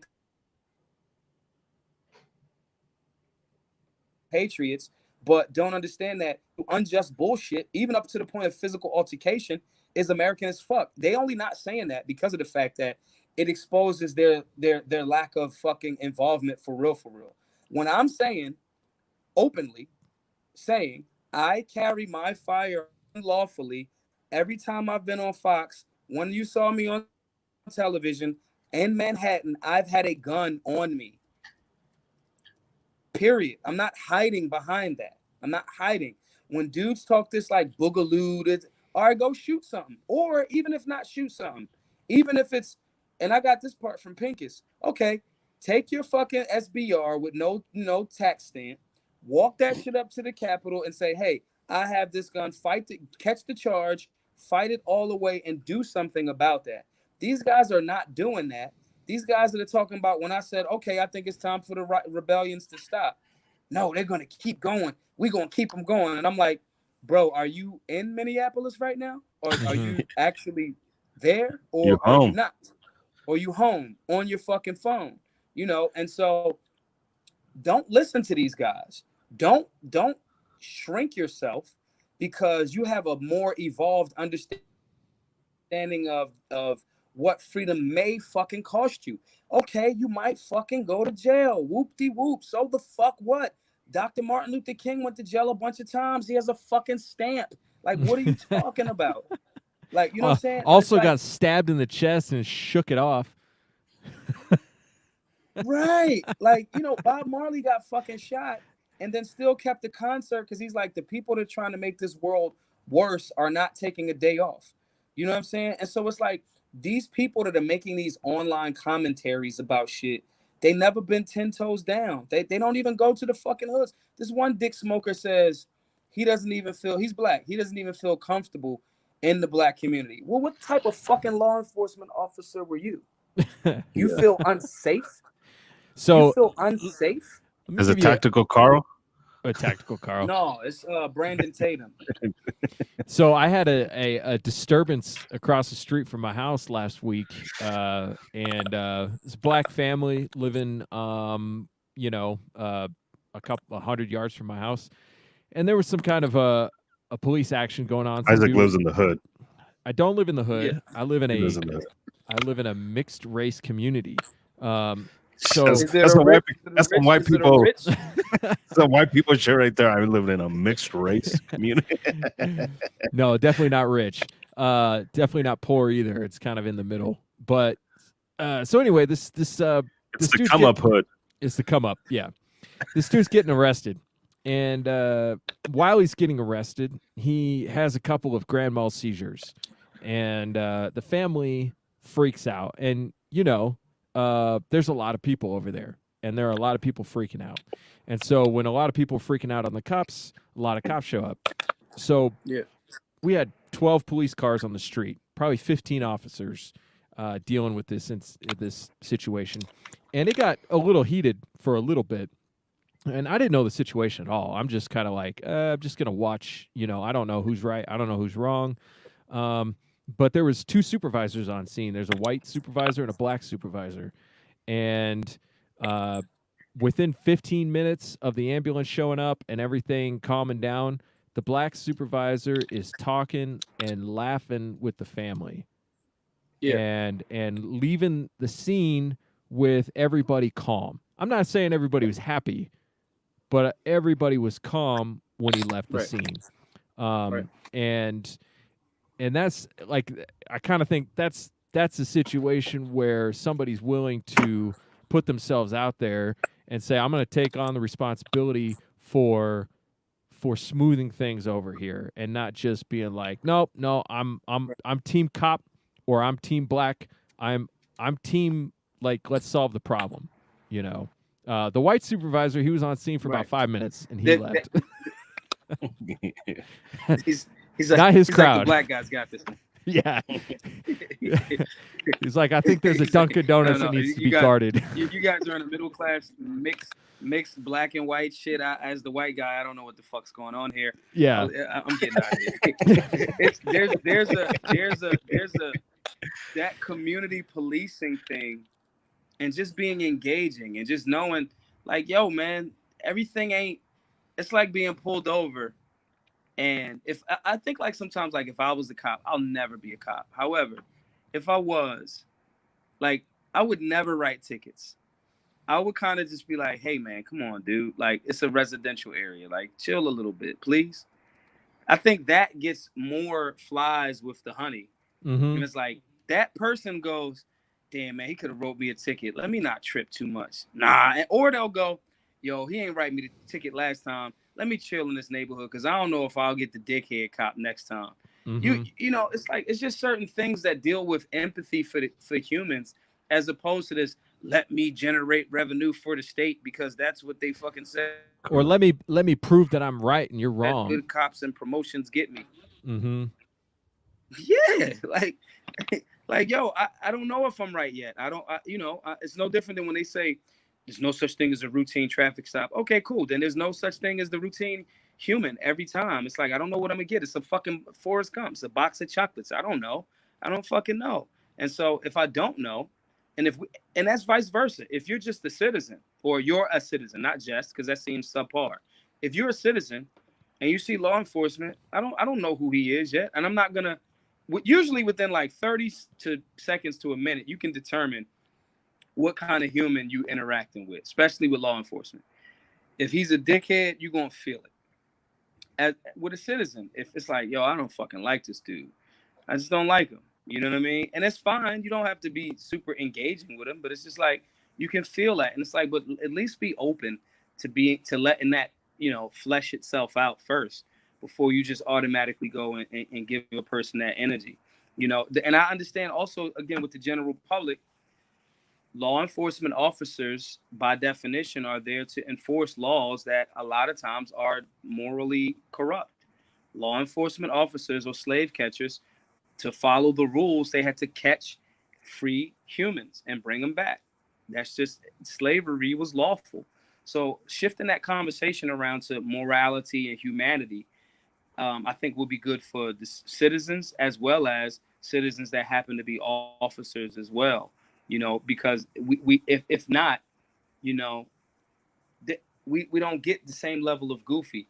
These officers literally walked up to a CNN reporter and arrested him on site in Minneapolis, like as he's in the middle of reporting. Yeah. The irony is they arrested the black reporter, but in the same vicinity. Yeah. Ignored the white camera person, ignored the white sound dude, and it's like, see, there's your bias again. But my point is another level of irony is that CNN could not have bought a better piece of PR for their news station, and they played that up like it was gold on a stick for them, and 24 hours later, they're getting their station attacked. Like the irony. It's just like that. It's kind of gallows humor, but a lot of times I'm just sitting back. I'm like, that's actually pretty funny. Like I'm not happy people are scared, and I'm not happy property's being destroyed. But come on, like that's funny. The irony is not lost. It's just too many. It's just too many things. It's like one of the biggest things that I've been laughing at in my head is like, y'all wanted to burn Kaepernick for peaceably taking a knee about this exact same thing. The thing was police brutality, unarmed black men and people being killed. That's what it was about. That's what he explained it about. That's what it was about. You bitched about him kneeling. Now you don't even have football. You don't have football. You don't have basketball. And now that people aren't doing this kneeling shit, they rioting. Now you're mad about that. Like, the irony too, it's just bowls and bowls of irony. The irony of it is, you are the same people that understand, that say, oh, if Trump does something good, they don't give him credit. If he does something good or if he does something bad, they're mad. It's like you're actually the same person in a different color suit. You have like on a red suit, and that person has on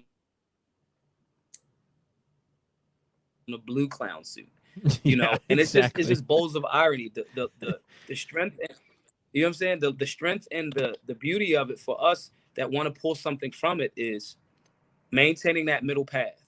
Just going, sometimes these guys are right, sometimes those guys are right, and that's it. Sometimes these guys are wrong, sometimes those guys are wrong. That balanced approach will keep us out of so much goofy shit that we don't get to this extreme where we have, American businesses and Americans being harmed behind something that they honestly shouldn't be harmed about. So I have a question. Yeah. All right. So occasionally people die in custody in the jails. Happens actually a lot. And a lot of times there's no evidence of what happened, but maybe there's a camera, maybe there's not. But in Colorado Springs, an inmate just got basically crushed to death by the sheriff's deputies at the jail. Now, he may have deserved it, he may not have, but the point is, this is a very similar situation. A bunch of cops piled on top of him. He basically had a heart attack, suffocated, and died. And he's white. Yeah. This cop who killed this guy obviously is a bad cop, not just because he killed somebody, but because he got a long history of complaints against him, a long history of him being an asshole to people. But we don't really know why he did it. We don't really know if it had anything to do with race or not. Mm-hmm. We know that this happens to white people. We know it happens to brown people. We know it happens to black people. But when it happens to a black dude, the assumption right away is that it was because he was black. Now, I don't really know. I'm not saying it's not. I'm not saying it is. I'm saying I don't know. But can you explain where the justification for that thinking comes from? I mean, obviously, some of it's self-evident, but some of it's not. And I think a lot of people see white people getting killed by the cops and like, hey, where's the riots? Yeah. And they don't have the background like you growing up in Philly and you growing up, you know, in the hood. Like you've got some insight here that I definitely don't have from experience. So one, Dr. King actually addressed this years ago. So one, the reason, this is why when I hear people say like America isn't racist, it's like, come on, bro, like cut that shit come out. on, man. And that doesn't mean that Everybody's got a person, little bit of racism in them, and if you get them in a group, they're definitely going to be some racism. Right, even if it's just the off color, you know, joke, right? Whatever.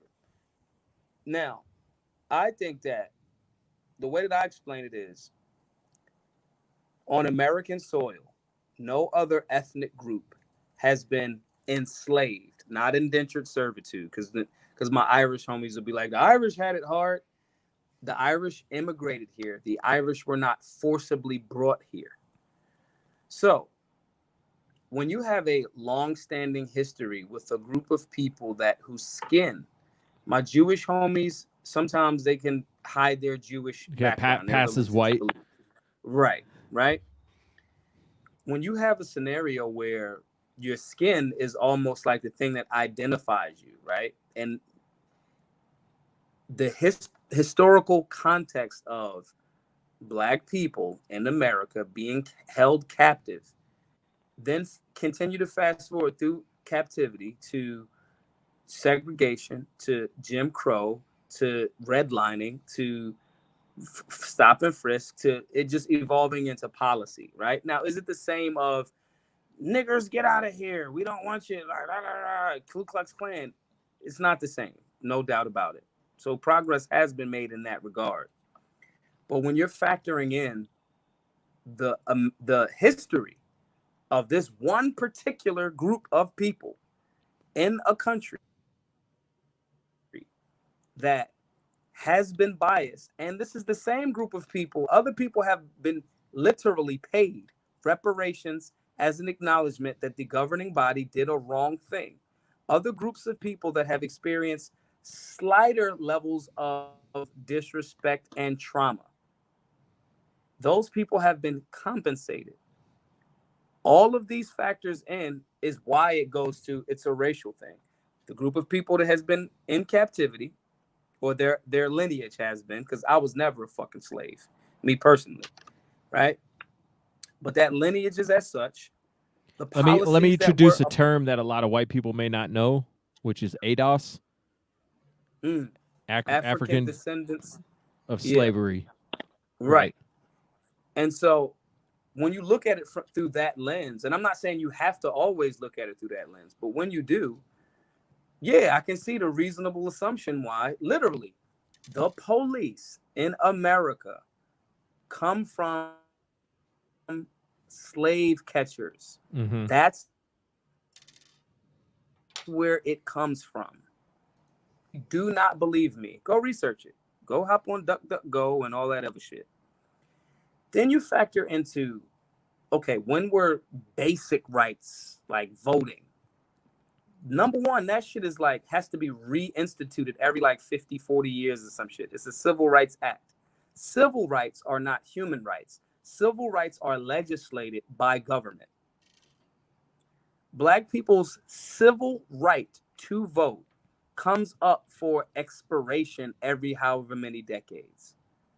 So when you talk about these types of things in a historical context, that's why it becomes a little bit more difficult for yeah, I like that phrase, reasonable assumption. I think that's what's missing right there. We don't know exactly what happened, or well, we know what happened, but we don't know exactly why. But if you take the whole picture, Occam's razor says, well, this is probably at least in part because he's dealing with a 6'5" black guy, right? Not a 6'5" white guy. I mean, It wasn't just that they kneeled on his neck; like they treated him like shit all the way through that exchange. Right. He was restrained in the car, and for some unknown reason, they pulled him out of the car.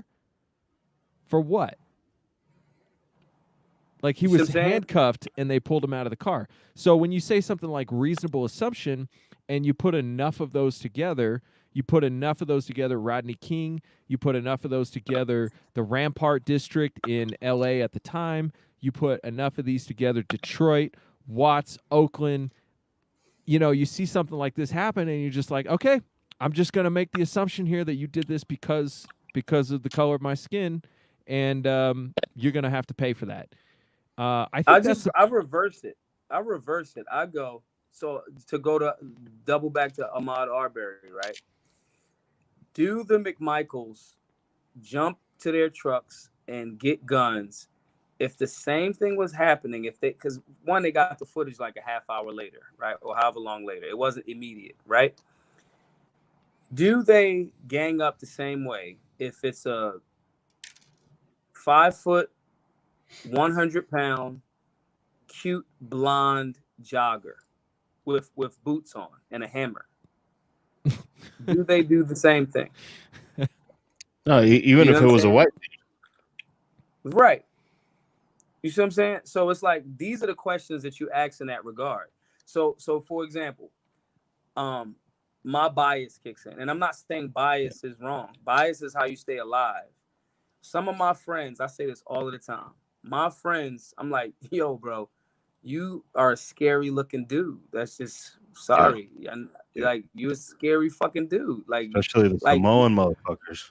Yeah. It's like, yo, if I didn't know you, bro, and if like we was walking across the street, like on the same street, I would cross the street from you. Some of my white homies, I'm like, yo, you shouldn't. You're a big dude. You got tattoos. Maybe you shouldn't shave your fucking head. Maybe you shouldn't. You know what I'm saying? And because I understand how people will go, it's no different than me. I wear hoodies all the fucking time, right? And it's like, until there's a reconstruct of the paradigm or a reshift of the paradigm, me having a hoodie on with my hands in my hoodie pocket could look fucking like intimidating. And especially if I'm in deep thought, my eyebrows look different. They don't know me. If my beard is unkempt, they like, oh, this dude's definitely trying to, like, he's here to rob something.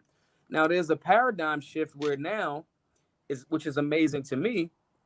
You actually want me to wear, I'm armed, and you want me to wear a mask and a hoodie in your establishment. That shit is crazy as fuck to me now. I know. You know what I'm saying? I know. Yeah. So until those paradigm shifts happen, the biases are there. Until there is information that negates the bias. So, okay, if the guy walking up to me, the big Samoan with his hair out, with all of the tattoos and shit, right? And he comes up my way and he's like, yo, man, I recognize that you Maj Toure. I just love the work you're doing. Now the bias has to go away. The bias disappears because there's new evidence and information to disprove your initial bias. When you have a space where, race or not, when you have a space where this person potentially, for whatever reason, we took him out of the car and he's being shitty to us, but now he's on his back, he's subdued, and I got 2 other officers on scene and he's cuffed. Your thought of this guy's potentially a threat is no longer there anymore. To the point where you use a protocol choke and you do it for 9 minutes. Whatever comes of that, you are responsible for it. And that's why I'm okay with the third-degree murder and the manslaughter charge. Because how do I prove what's in your head? And now if there was a letter somewhere that said, when I run into fucking George, or he texts somebody and was like, when I fucking run into George, man, I'm going to fucking choke him to death. I'm going to choke him with my knee for 9 minutes. Now it's premeditated. Yeah. Right? Yeah. So well, like, anybody who's been trained in restraints, I don't know, Edgar, if you've been trained in restraints, but one of the things that they continue to teach you through the entire training is don't do this, you'll kill him. Don't do this, you'll kill him. Don't do this, you'll kill him. If he's got his knee on that guy's neck, unless he's retarded, he should know that he's got that guy's life in his hands at that moment.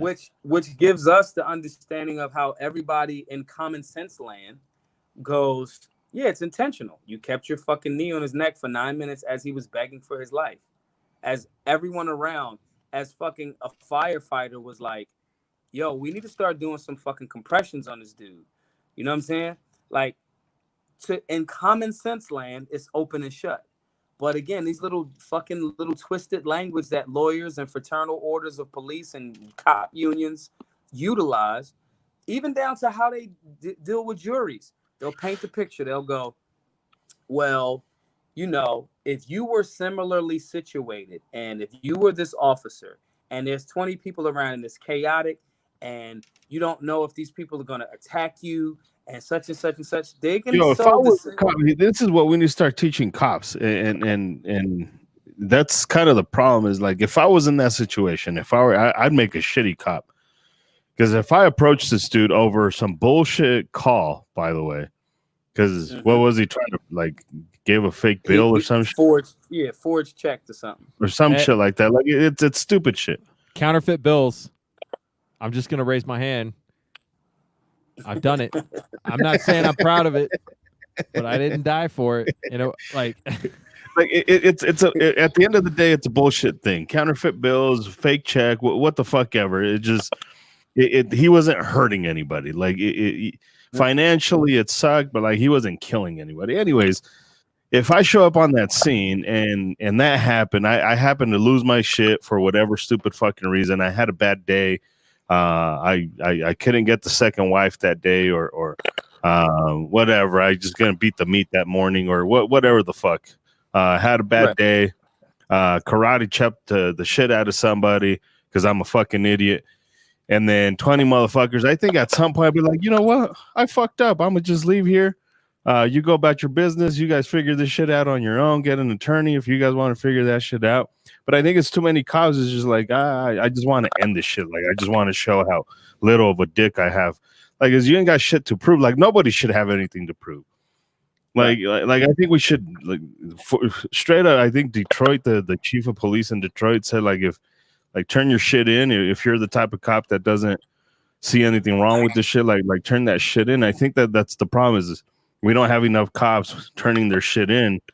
They think that they need to prove something, and there ain't shit to prove. Like, what the fuck were you gonna fix? Like, it's a good bill or bad bill. Like, either way, it's out of your fucking jurisdiction. Right. It's that Napoleon shit. It's that I have to make people comply, and it's like, no, you don't. Like, no, you don't. That psychological issue that you have is a part of the problem, and I think that as more officers start saying that, like, nah, bro, and fuck just the citizens at standing around with however many. None of those other officers. None you of are them. complicit. None You're of complicit. Them. You should have said, "Oh, okay, chill. Come on, get him up. There's a way to do that without like trying to shit on your partner or other officers on scene. Get him up. Come on, guys. Let's throw this asshole in the car. Yeah. However you got to do it. Correct. And that's why those. I think those guys will be charged pretty soon. You're an accessory. They may not do 25 years, but I think there's some time that they need to do some time because again, if I stand around, there's some times where like nurses, right? If you're a nurse and you see somebody when you take a license to be a nurse, like an actual nurse, not like the chicks that just like wear the scrubs, right? But like if you're a nurse and you see somebody like getting fucked up, you are by oath bound to at least attempt to assist. Yo, that fucking nurse in Utah that told the cops like, no, you ain't drawing his fucking blood. Like he's not conscious. He's not giving you consent. Like you ain't gonna do that shit to my patient. Right. And those are the God bless nurses, man. You know what I'm saying? They the real MVPs out here. Yeah. And so these are the things that like we have to just get people like, yo, if you're a public servant, that word is a word. You're not there to patrol and control. You're there to protect and serve. And like again, Supreme Court statute says you don't even actually have to protect. You don't even actually, that's like you got two jobs. One of them you don't even actually have to do. You know what I'm saying? Yeah. And it's like, you don't get to substitute protect for control, or force, or get people to, but until we start addressing that from a systemic overall, there's too many laws in the law books. We're calling police for too much shit. I do not call the fucking police. Unless I've shot someone. I'm not, and it's unless I've shot someone and it's justifiable. I am never calling 911. And so I think that we as society, again, going back to your point, Isaac, of getting more people more about personal responsibility and accountability. I don't need you. I don't, if I have an issue, I had an issue with, I got a building that I live in, right? And in my building during the lockdown, they took away some of my amenities, but they still want you to pay the same rent. And I'm like, yeah, what are y'all going to do about this rent? You know what I'm saying? Like, they're like, well, these areas are shut down and the gym and this, that, and the third. And I'm like, okay, what's up with the rent? I asked them 2-3 times and they send me emails about like, hey, this is how you can, during COVID, here's some recipes. And it's like, I don't give a fuck about recipes. Here's some resources for you to get some free money from the government so you can still pay us. Right, exactly. And so I sent them. And so to me, I'm like, okay, cool. I had my attorney draw up a letters and I did the comps of in the areas that have, in the area where I live, the rent is XYZ amount. These buildings that do have amenities that you guys are not making available to me, these buildings made those amenities available and you have not. So a fair price for a monthly is this amount. And I need you to rebate this amount and credit it to my account next month or something, or I'm going to take them to small claims court. I don't have to like call the police for that. Yeah. I don't have to, you know what I'm saying? Like, it's just like do the civil part, do some paperwork, find out the information, have the lawyer send it to their lawyer, and then you go from there. And if not, I'll go to small claims court. I'll win or I'll lose. And the fundamental point there is like, stand up for yourself. Right. Stand up. Right. First of all, you got to learn how to stand up to yourself, and then you got to learn how to stand up to other people. Right. And if you stand up to these people and just like, look, I'm not paying this, and we can go to war if you want to, but I'm going to win. So, like, if you want to go to war over $30 a month, like we can do it, but I'm going to win. So it's really no point. That reminds me more of Edgar than myself, but. Right. And it's like, I have time and I have the resources. It's like, again, more accountability. The reason why people don't want to catch a case to do the morally right thing is because they don't want to go to jail because I don't know if I got bail money. Well, maybe if you didn't go to the strip club every weekend, or maybe you say, I'm going to go every other weekend. I'm going to save some money. Just you do not tell me how many fucking times to go to the strip club. Yeah. Hey, so David, it's a legit question. And it's like, let's create some resources around. If I have to hire or pay my way out of jail, pay the fucking ransom to get out of jail for standing up for myself or standing up for somebody else. Like these are things that we have to start getting into preparation around, because they're not going to just like randomly just stop like the over militarization or the over, attacks on your freedom. They're not. You have to push the pendulum the other way, but you have to be prepared to do that. And that includes being personally accountable. That includes being fiscally responsible. It's in essence being conservative to defend your liberties, and all of this is all encompassing. It's not like separate things. Just like we talked about, the powder keg that is America right now. It's not just because of Ahmaud Arbery or Breonna Taylor or Botham Jean or fucking Amadou Diallo or Rodney King or fucking Sean Bell or Philando Castile. It's not just about these things. It's about those things in conjunction with other things tied into, more government fucking overreach. States and cities outside of actual science and data making entire nations of people lose their fucking livelihoods, man. And I'm a person that's making a lot of money during these shutdowns.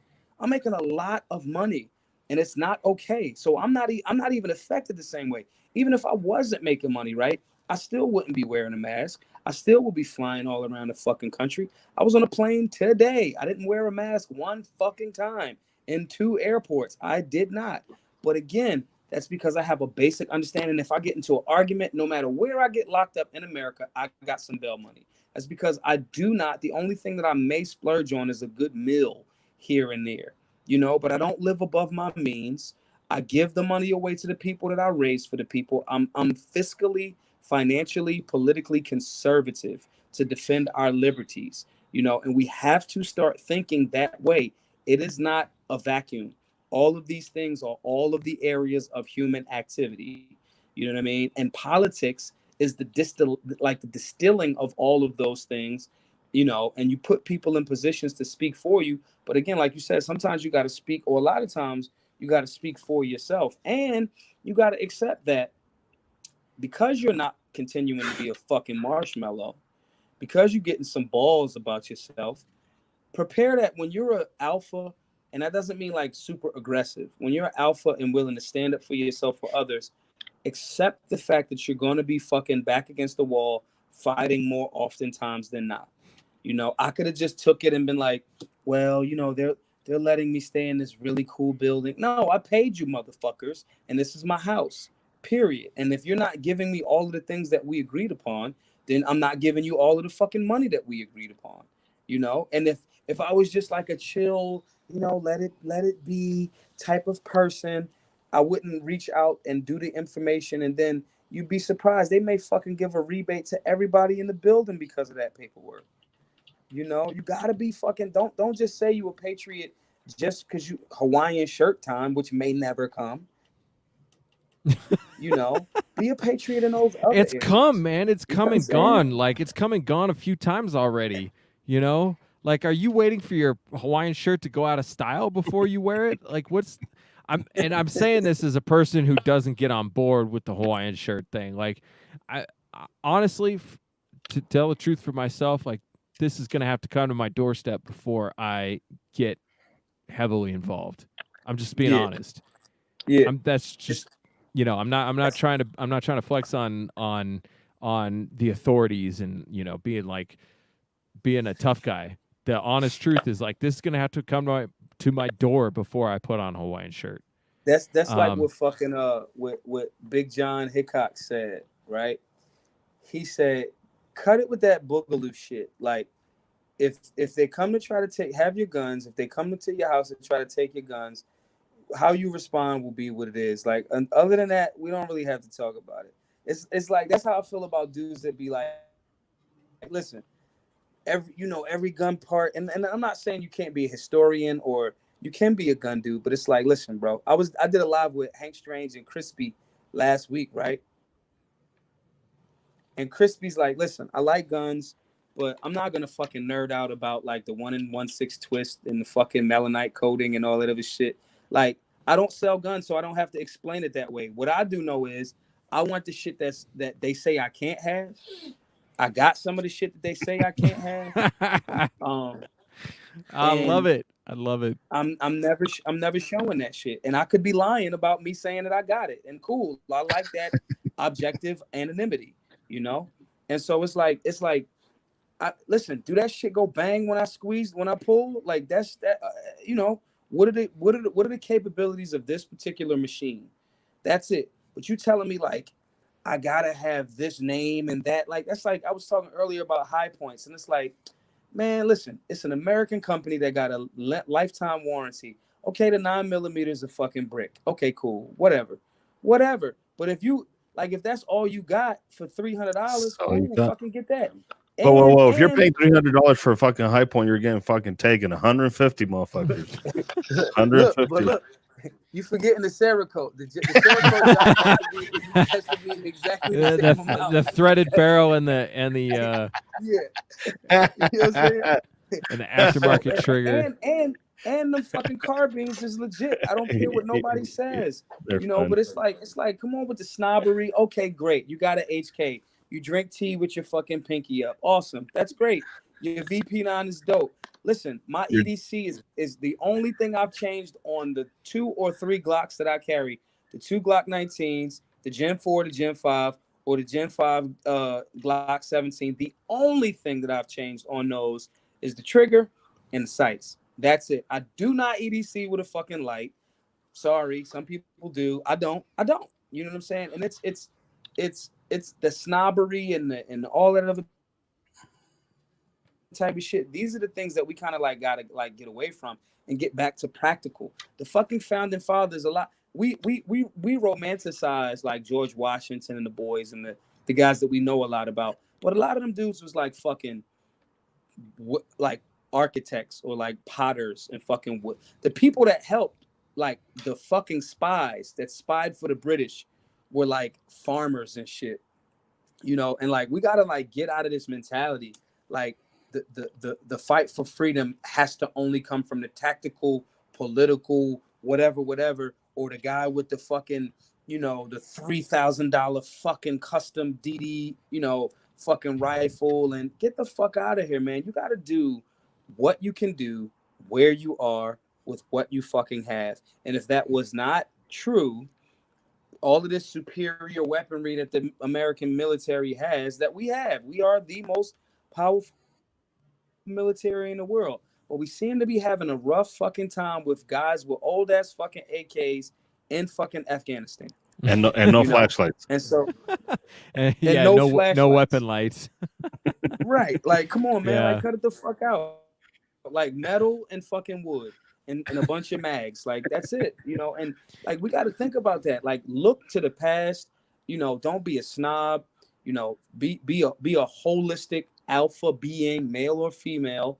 Alpha doesn't mean, you know, shitting on people. And whatever if you let that be your moral compass, whatever your fucking goddamn choice of profession, including not and up to but including law enforcement, you'll get a better fucking quality of person. You'll get a fucking officer that's willing to say, Mike from Knockout Lights, and we all know Rob Pincus, and you know, being objective, man. Like, just to be able to say, like, yo, that was a shitty fucking dude. That was a piece of shit fucking move. I've argued with law enforcement officers, a few, trying to somewhat, and I'm not going to say they're defending this guy, but at a certain point, bro, like, you got to lead with, nah, that shit's wrong, bro.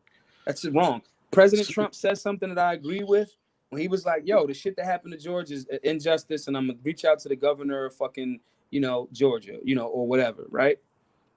I agree with that. Then he makes this vague statement about when the looting starts, the shooting starts. One, I know where that phrase comes from. That phrase comes from a Miami politician in the 60s that was heavily racist. That's where that phrase comes. I don't know if President Trump knows that or not. I don't care. At the end of the day, that's one part. Can we all thank President Trump for the history lesson with the unintentional history lesson? Because I didn't know that. Yeah, that's a thing. And so it's like now, do I know that he knows that? No, but I know that it's also vague. And in that tweet, when he tweeted that, he was like, when the looting starts, the shooting starts. And I commented the tweet with a comment, and I'm like, yeah, and the shots go both ways. There's no justification for even coming, and he wound up, you know, clarifying today, but it's totally because I retweeted him. That's why he clarified. Of course. You know what I'm saying?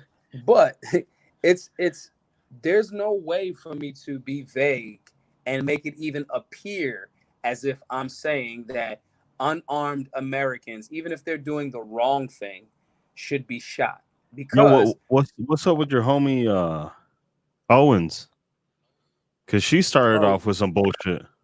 She been on some bullshit for a minute, and I texted which Owens? Candace Owens. Candace Owens. I text her in the beginning of when a lot of this shit started, before this scenario, but just once the Ahmaud Arbery thing was going on, and I literally told her, I was like, yo, you need some backup in this because your messaging is fucking horrible. Oh, yeah.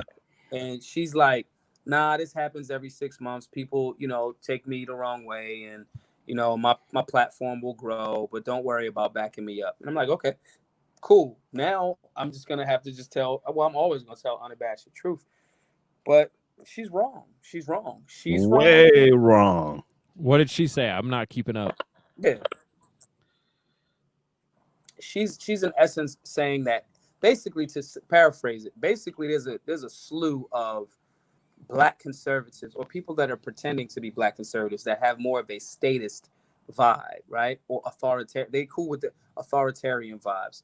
One of the dudes is an ex-law enforcement officer. He won't make his record public, but I'm gonna find out because he spazzed on somebody online, and I'm like, oh, maybe that's why the fuck you're not a law enforcement officer anymore. Yeah. But anyway, they're basically in essence saying like justifying the death of Ahmaud Arbery, attempting to criminalize him, you know, and that slid into the Breonna Taylor thing, and now the riots as well as,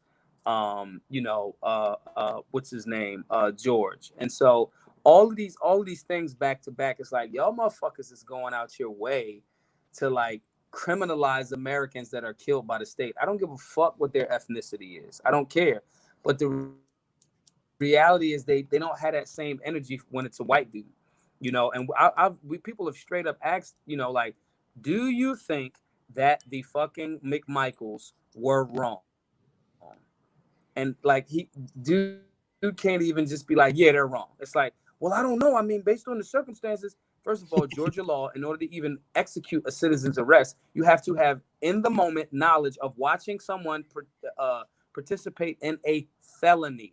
That criminal trespass of him walking in a fucking open construction site is. I'm gonna raise my hand again, dude. I'm gonna raise my hand again. I used to do that all the time. Who doesn't though? Like when somebody's building a house and you're Everybody. like, damn, like I want to go check that shit out. Right. And so they've in essence come up with ways, and they tried to backpedal and go, no, we're saying that the media is turning this into a race thing. No, what you initially said was these guys are criminals and blah, blah, blah, blah, blah, blah, blah. I also know that these people, I found out a few days ago, these people are paid by social media firms in order to keep a narrative going. So it's no diss, it's no argument, it's no beef. Plus, I'm never arguing with a fucking woman. Like, that's good luck with that shit. However, this is why I like you so much, man. We're on the same page about a lot of stuff. Right. it's like, nah, bro, like you just wrong here. And like factually wrong. Like, Georgia law is this, not what you're saying. Like not like my opinion on the shit. Correct. It's not even a difference of an opinion. It's like you're like the facts are fucked up. Yeah. Right. And then these same guys are talking about, well, let's wait for the facts to come out.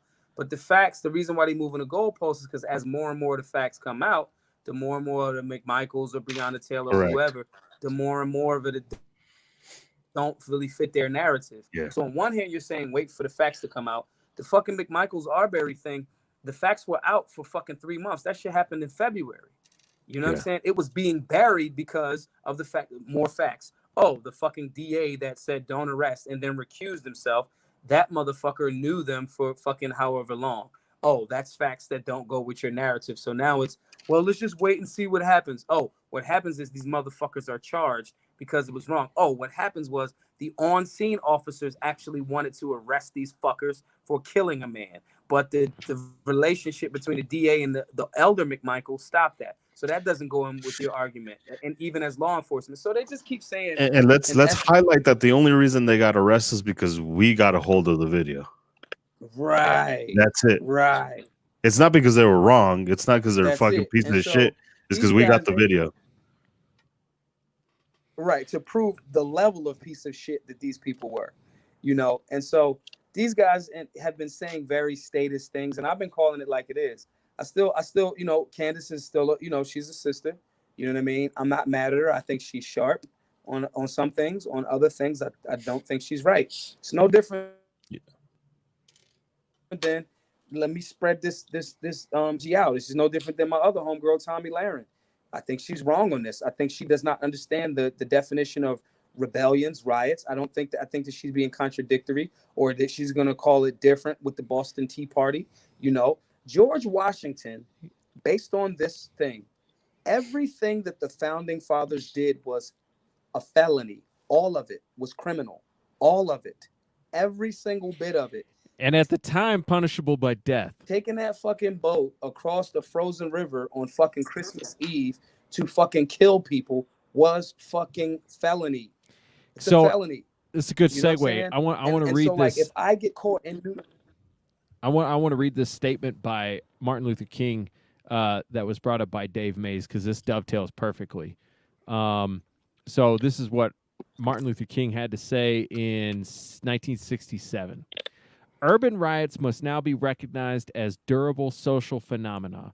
They may be deplored, but they are there and should be understood. Urban riots are a special form of violence. They are not insurrections. The rioters are not seeking to seize territory or attain control of institutions. They are mainly intended to shock the white community. They are a distorted form of social protest. The looting, which is their principal feature, serves many functions. It enables the most enraged and deprived Negro to take hold of consumer goods with the ease the white man does by using his purse. Often the Negro does not even want what he takes. He wants the experience of taking. But most of all, alienated from society and knowing that this society cherishes property above people, he is shocking it by abusing property rights. There are thus elements of emotional catharsis in the violent act. So in the context of what Tommy Lawrence saying, like, this is just a lack of understanding of what is the underlying factor going on here. This is rebellion. Right. They don't get guerrilla warfare. They don't get eaten off the land. It's like when people, like, I sold a lot of DVDs and people used to make fun of me. And in my mind, I'm like, I'm doing like $1,000 a day selling DVDs. You're out of your fucking mind. But they never had to sell nothing. You know what I mean? It's like when people see my fucked up sleep pattern. My sleep pattern has been fucked up for like 10, 15 years. It's because it's like my time of when I had to work selling shit and the time that when the general public, you know, was out to go to work is different. You know, so you don't know about why the fuck is Maj up at 3 o'clock in the fucking morning? He's on the East Coast. It's like 4 o'clock in the morning there. When the fuck does he sleep? Yeah, well, I might have took a circadian nap at like 6 o'clock in the evening. You know what I mean? And so, motherfucker, last time we were supposed to have you on like 3 weeks ago and you fucking fell asleep on us. One of those circadian naps. Right. A 2-hour-long circadian nap. And so it's like they don't get that part of it. And I understand why they don't understand. Yo, please text Isaac. Text me that fucking quote, please. Yeah, please text me that shit, because god damn. And for people who are listening, that is the most succinct and clear understanding of that shit that I've ever heard in my life. By the way, posted on a liberal rag, Mother Jones. This goes to show you, really, you know, you need to pay attention and not just write people off for not having the, you know, the correct URL in front of the information.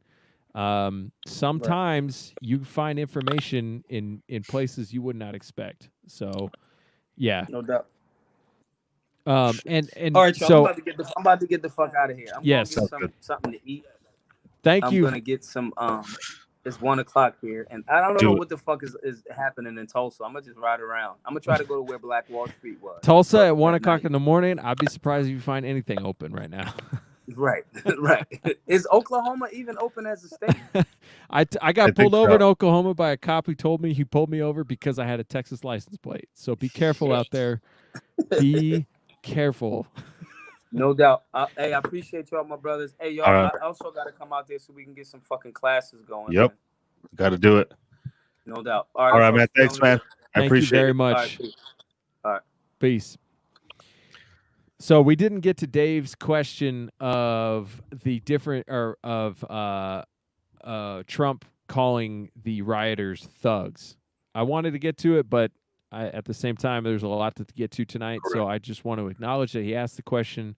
So I'm going to ask you, when Trump says the people out there are looting are thugs, do you take that as a dog whistle racial statement, or is it a innocent description of lawbreakers? Well, there's two dynamics there. The statement that was said and the interpretation from the people reading it.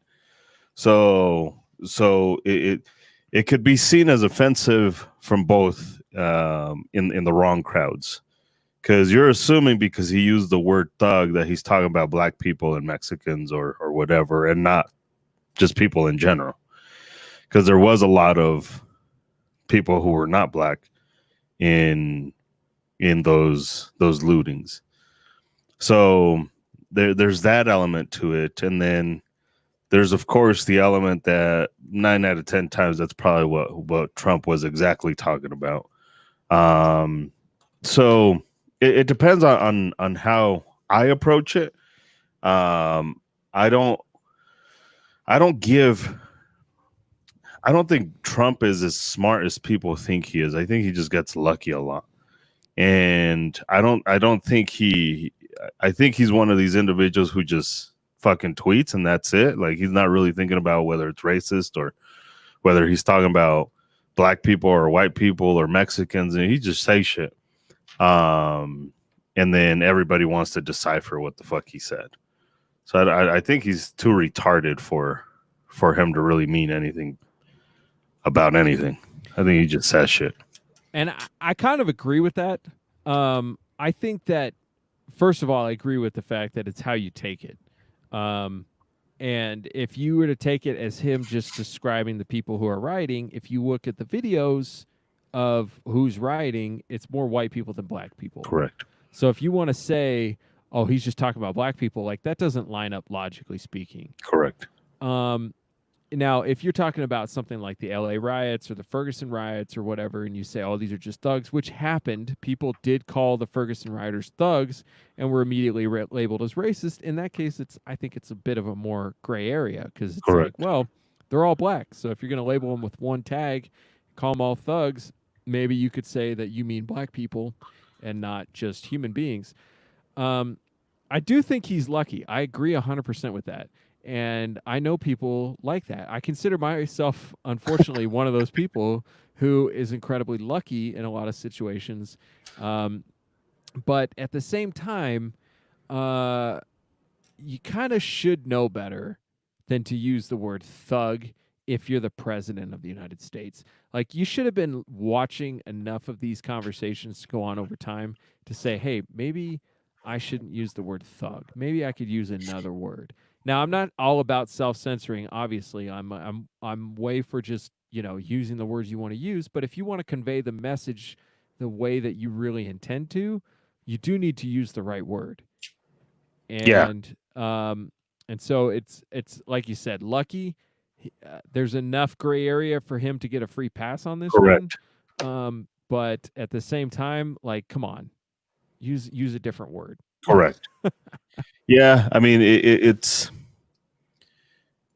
there's a time and place for everything. There's a skit that was made by, and it's kind of along those lines, I guess, except this one was a little bit more egregious and more straightforward. There's really no second guessing what the fuck they meant. And it was these IG influencers, and they did a skit, and these are two Mexicans, and one of their whole bits, I guess, if you will, is overplaying the Chicano stereotype, that gangster G cholo stereotype. So he overdoes it, overplays, dramatizes it. But this time he used the word mayate in it, trying to make a joke out of it, and that's the N word in Spanish, basically. Say it again. I've never heard that before. Mayate. What is the literal definition?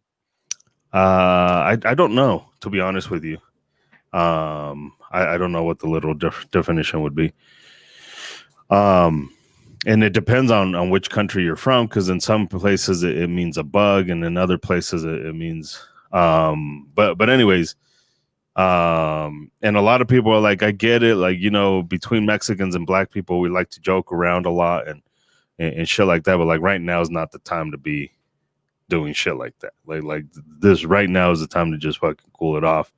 If you guys want to play jokes and you have friends that you want to joke around with, because again, there's a time and place for all of that shit. So I don't know. It's not a matter of being sensitive. It's not a matter of being.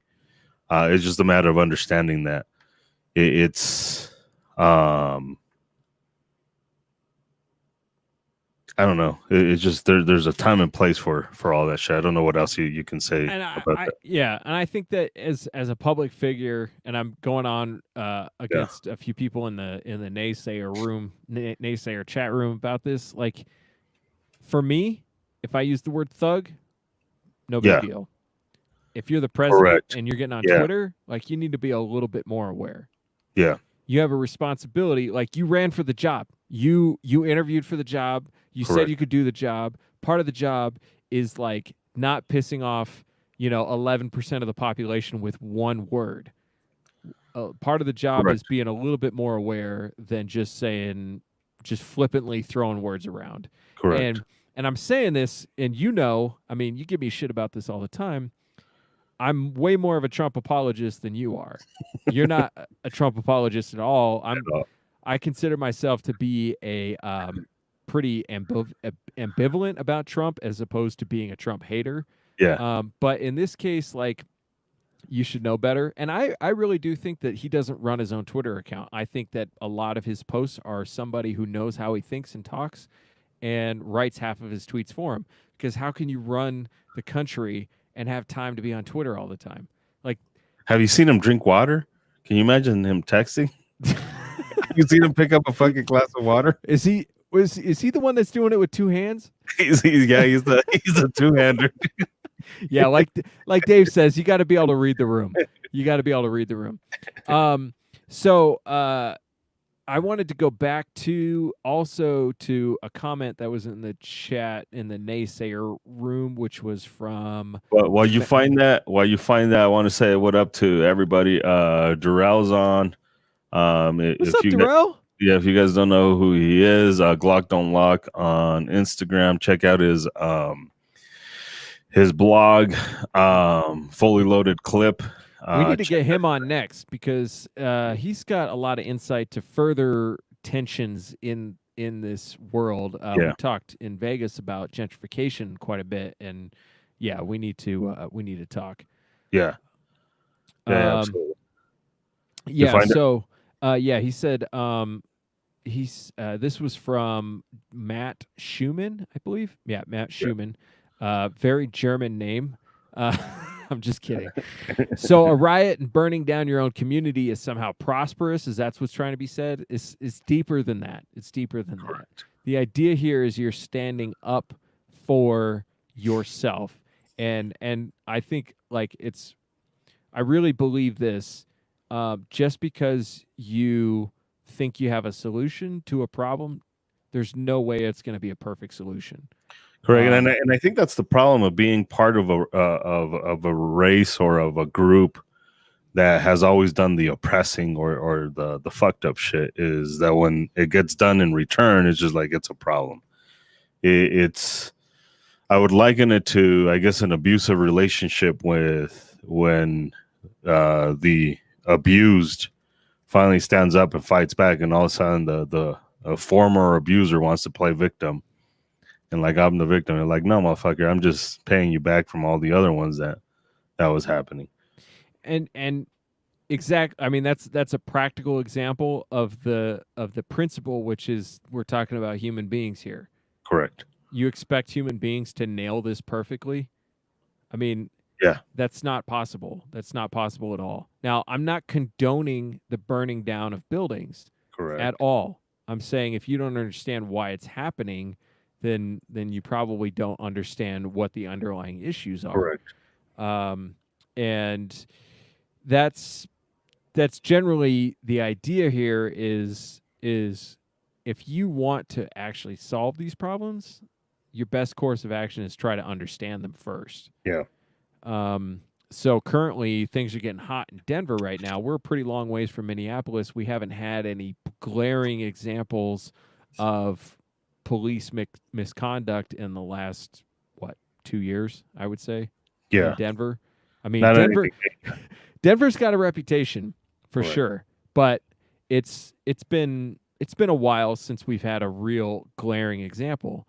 But at the same time, you've got people who've been forcibly locked up in their houses for 2.5 months for no clear good reason. Correct. You got people who are unemployed. You got people who are facing eviction. You got people who are angry. You got a climate that's very charged with racial overtones right now. If you don't understand why people are going full on wild right now, like, you got to give people a chance here to navigate through this problem. And it's ugly. It's going to be ugly. Yeah. But I mean, I say this fully knowing from the position that my house is not being burned down right now. My car is Correct. not being set on fire. My business is not being burned. Yeah. But at the same time, like I mentioned earlier, it's like a steam valve, you know?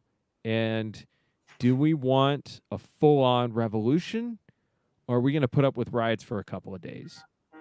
You know, it's a very nuanced discussion. It's very hard to tease all of these little things out, because as I'm watching these riots going on in Minnesota, I'm like, there are young white people out here breaking windows and setting fires.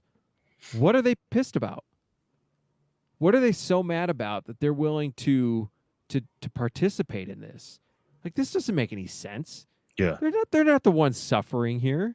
They're not the ones that are getting beat up and killed in the streets. They're not the ones getting redlined. They're not the ones, you know, facing voter discrimination. These are a bunch of spoiled white college students who are looking for a reason to act crazy. Yeah. But Yeah, at I the mean, same time, you know, it's like, this is part of the process. and I think there's some of them that do go in it with the intention of like, listen, I gotta show my solidarity with the black community. I gotta show that I'm on the same page. But I think those people are usually the ones that are just, I'm just here. Like, I'm not, I have no skin in the game. Like, I don't win or lose or anything. I just want you to know that I'm just here. So I'm going to stand by you. And if somebody wants to get crazy, I'll karate chop them. And it's like a weird tribal mentality where you're outside the tribe, but you want to be in the tribe. Correct. Yeah. Yeah.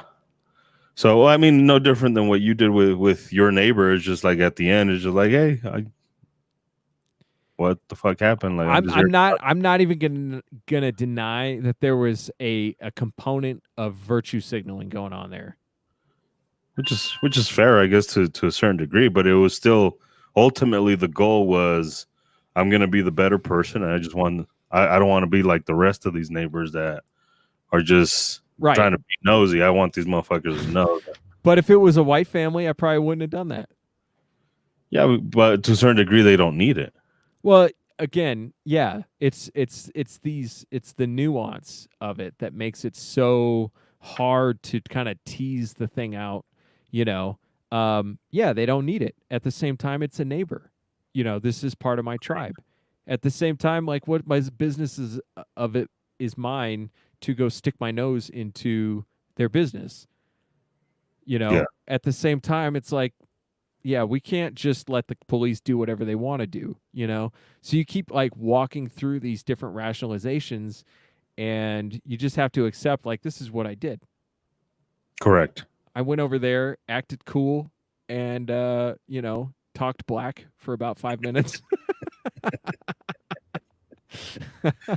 No, I tried not to. Honestly, it stung. The last time you called me out on that, I was trying to talk white as much as possible. Hey guys, how are you today? Hello, my name is Isaac.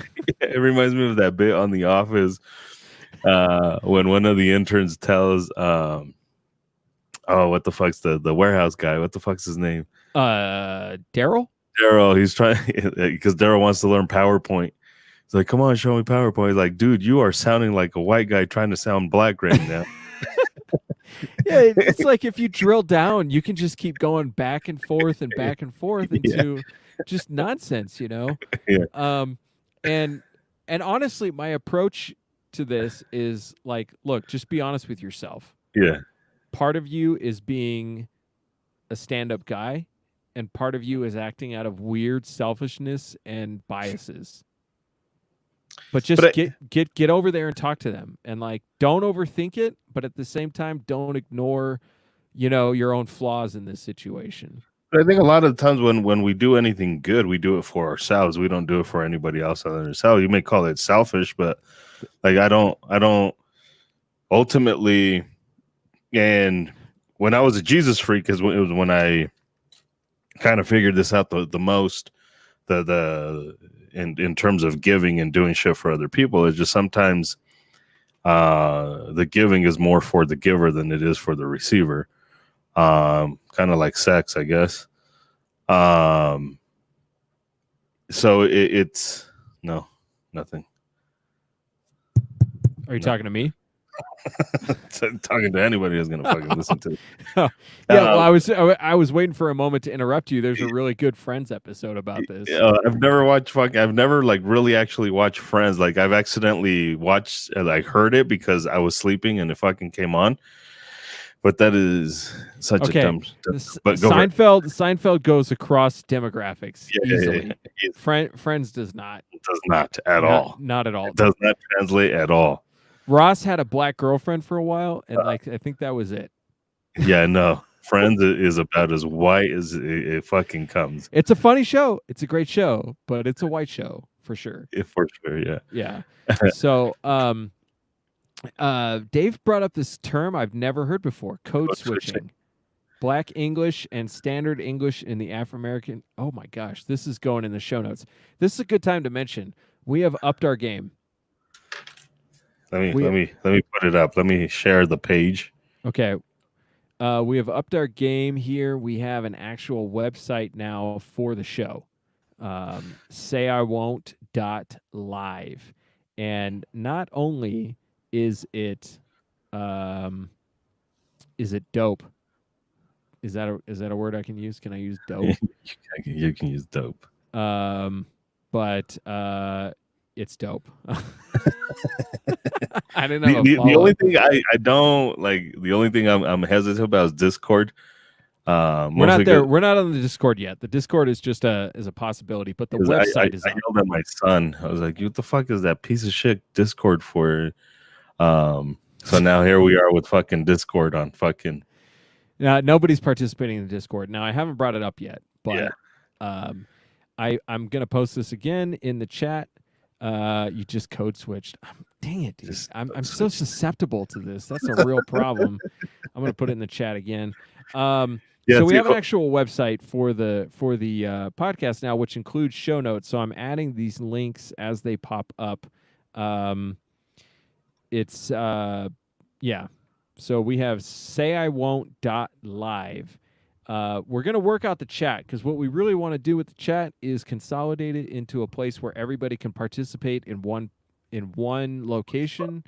That makes it easy. Is that right? The podcast for those who don't like to be told? Yeah. They don't like to be told. You don't like to be told. I told you Elon Musk is smart and you didn't like that. I changed your tagline. I'm just playing with it. It's early on. We can get away with changing things right now. But I need some feedback from people who are still listening. Would you like to continue using the platform that you're currently using, such as Facebook or YouTube, or would you like to switch to something like Discord? I'm probably gonna have to ask this a few times. Something like it, not necessarily Discord, but something like it. Oh man, he's throwing another one up here. 5 reasons why people code switch, dude. I was guilty of this in real time on the episode where we had the Will and man, I'm forgetting his name right now. I feel really bad about that. Yeah, definitely code switching. So anyway, before we move along, boom, in living color. No, not in living color. What's the other one with Queen Letitia? Living single. Living Single. Holy crap, going way back there. Living Single was actually originally named Friends. Nuh-uh. And they stole the name and they gave it to Friends. To the white people? They gave it to the white people. Yeah, that was the original name, Friends. It wasn't going to be Living Single. Is that a true statement, man? True statement. Watch, I'm going to pull it up. Pull it up, dude. Pull it up. So I honestly believe that that good podcasts, good episodes are built by people who participate. And so we're indebted to our naysayers in our chats, whether it be on YouTube or in Facebook at the moment. Thank you guys for participating. It's hard when you have a guest to kind of bring up everything that's mentioned, because You ready? you don't want to derail. Yeah. But we had some really good stuff brought up tonight in the naysayer room. All right. Oh, play yeah. it. Friends ripping off Living Single back in the day. It wasn't true that Living Single was supposed to be named Friends. Well, we were called My Girls when we first did our pilot. So they came down and we were now filming the actual series. And one of the executives had a whole list of names, 3 or 4 or 5 of them. And he read them out, Living Single, Friends, blah, blah, blah, blah, blah, blah, blah, blah, blah. And they chose Living Single for us. And then the next year they created Friends. Oh, the same people that had The same people were Warner Brothers. They're both Right. at Warner Brothers. We were on the ranch lot and they were on the big lot. We called the ranch the ghetto lot. We did nothing on that lot. We actually had no air conditioning. Our craft service table was basically rice with Tabasco sauce and Ritz crackers. But also what happened is that you're And It's worse. It's worse than you said. It's like, no, they didn't just steal the name. Like, these people are eating rice. well, No, fucking no Jennifer, craft services, rice and hot sauce. well, Jennifer Aniston on a stolen show, basically fucking crab and lobster every fucking day. You know, here's the thing. I think it's best for everybody to try to move on as soon as possible from injustice and be like, hey, this happened and you know, it sucks and we'll move on. But at the same time, that kind of breeds this like your experience doesn't matter at all and shut up. Like you don't really experience the kind of discrimination that you all claim you do. And then you hear something like that and you're like, nah, it happens. It's totally true. Yeah. Rice and hot sauce? Rice. I ate that when I had no money. These people are on a TV show. They're Hollywood. They're on a highly rated TV show, by the way. Like Living Single was on for a while. It wasn't just a flop. I think it was like 6 years or so. Yeah. Like by sitcom standards, that's a long time. 6 years. Breaking Bad was 5 years. Yeah. I mean, obviously there was a story arc, but I'm just saying. Correct.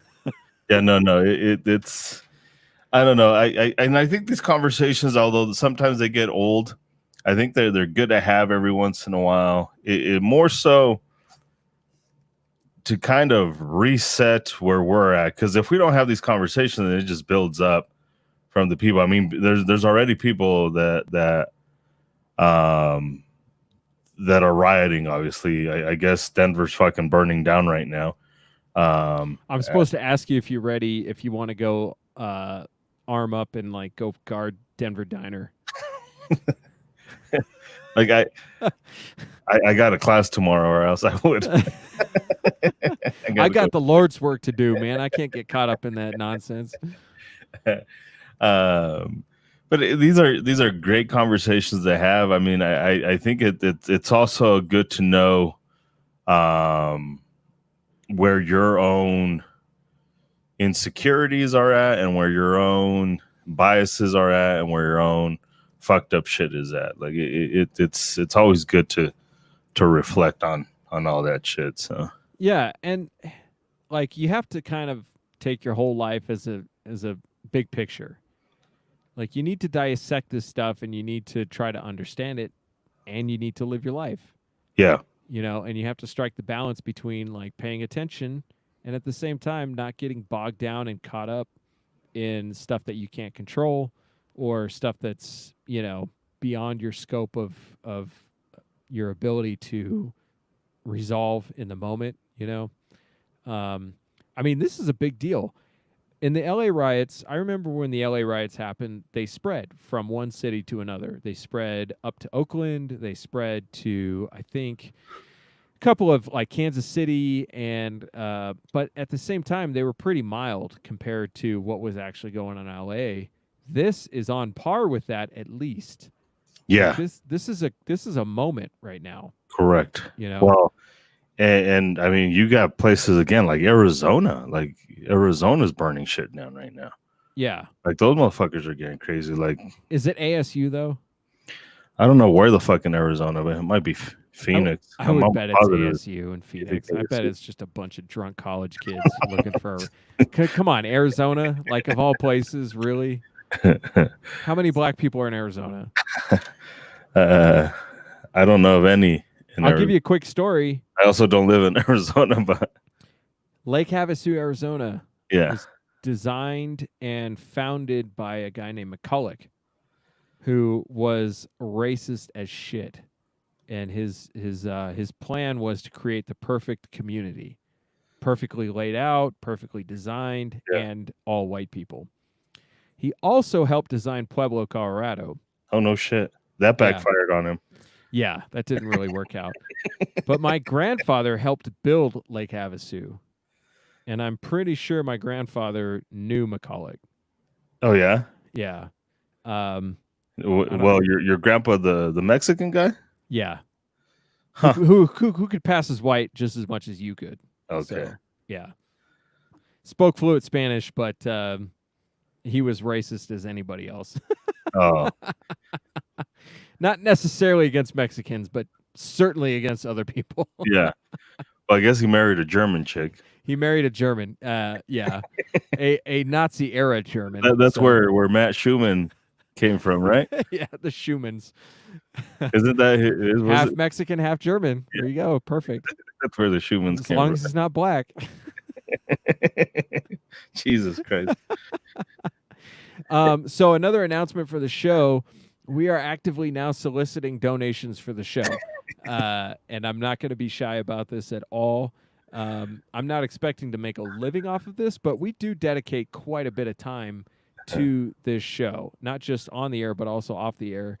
And so we are soliciting donations now through the website, and I'm going to post that link in the chat room as well.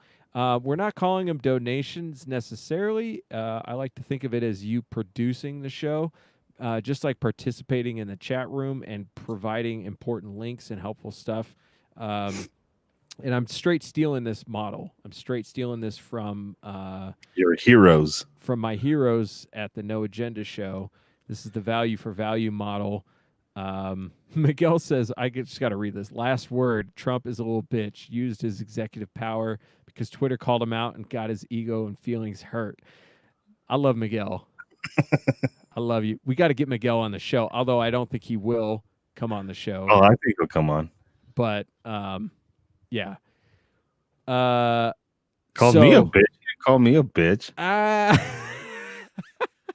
This is why we got to have him on, dude. This is why we got to have him on. Yeah, so we are looking for donations if you want to support the show and produce the show. And not only donations, though, but if you follow that link, you can submit stuff straight to us. Show like topic ideas or links or any other resources you have. Help us build this show even further than it already is, because it's awesome. It is awesome. It's awesome.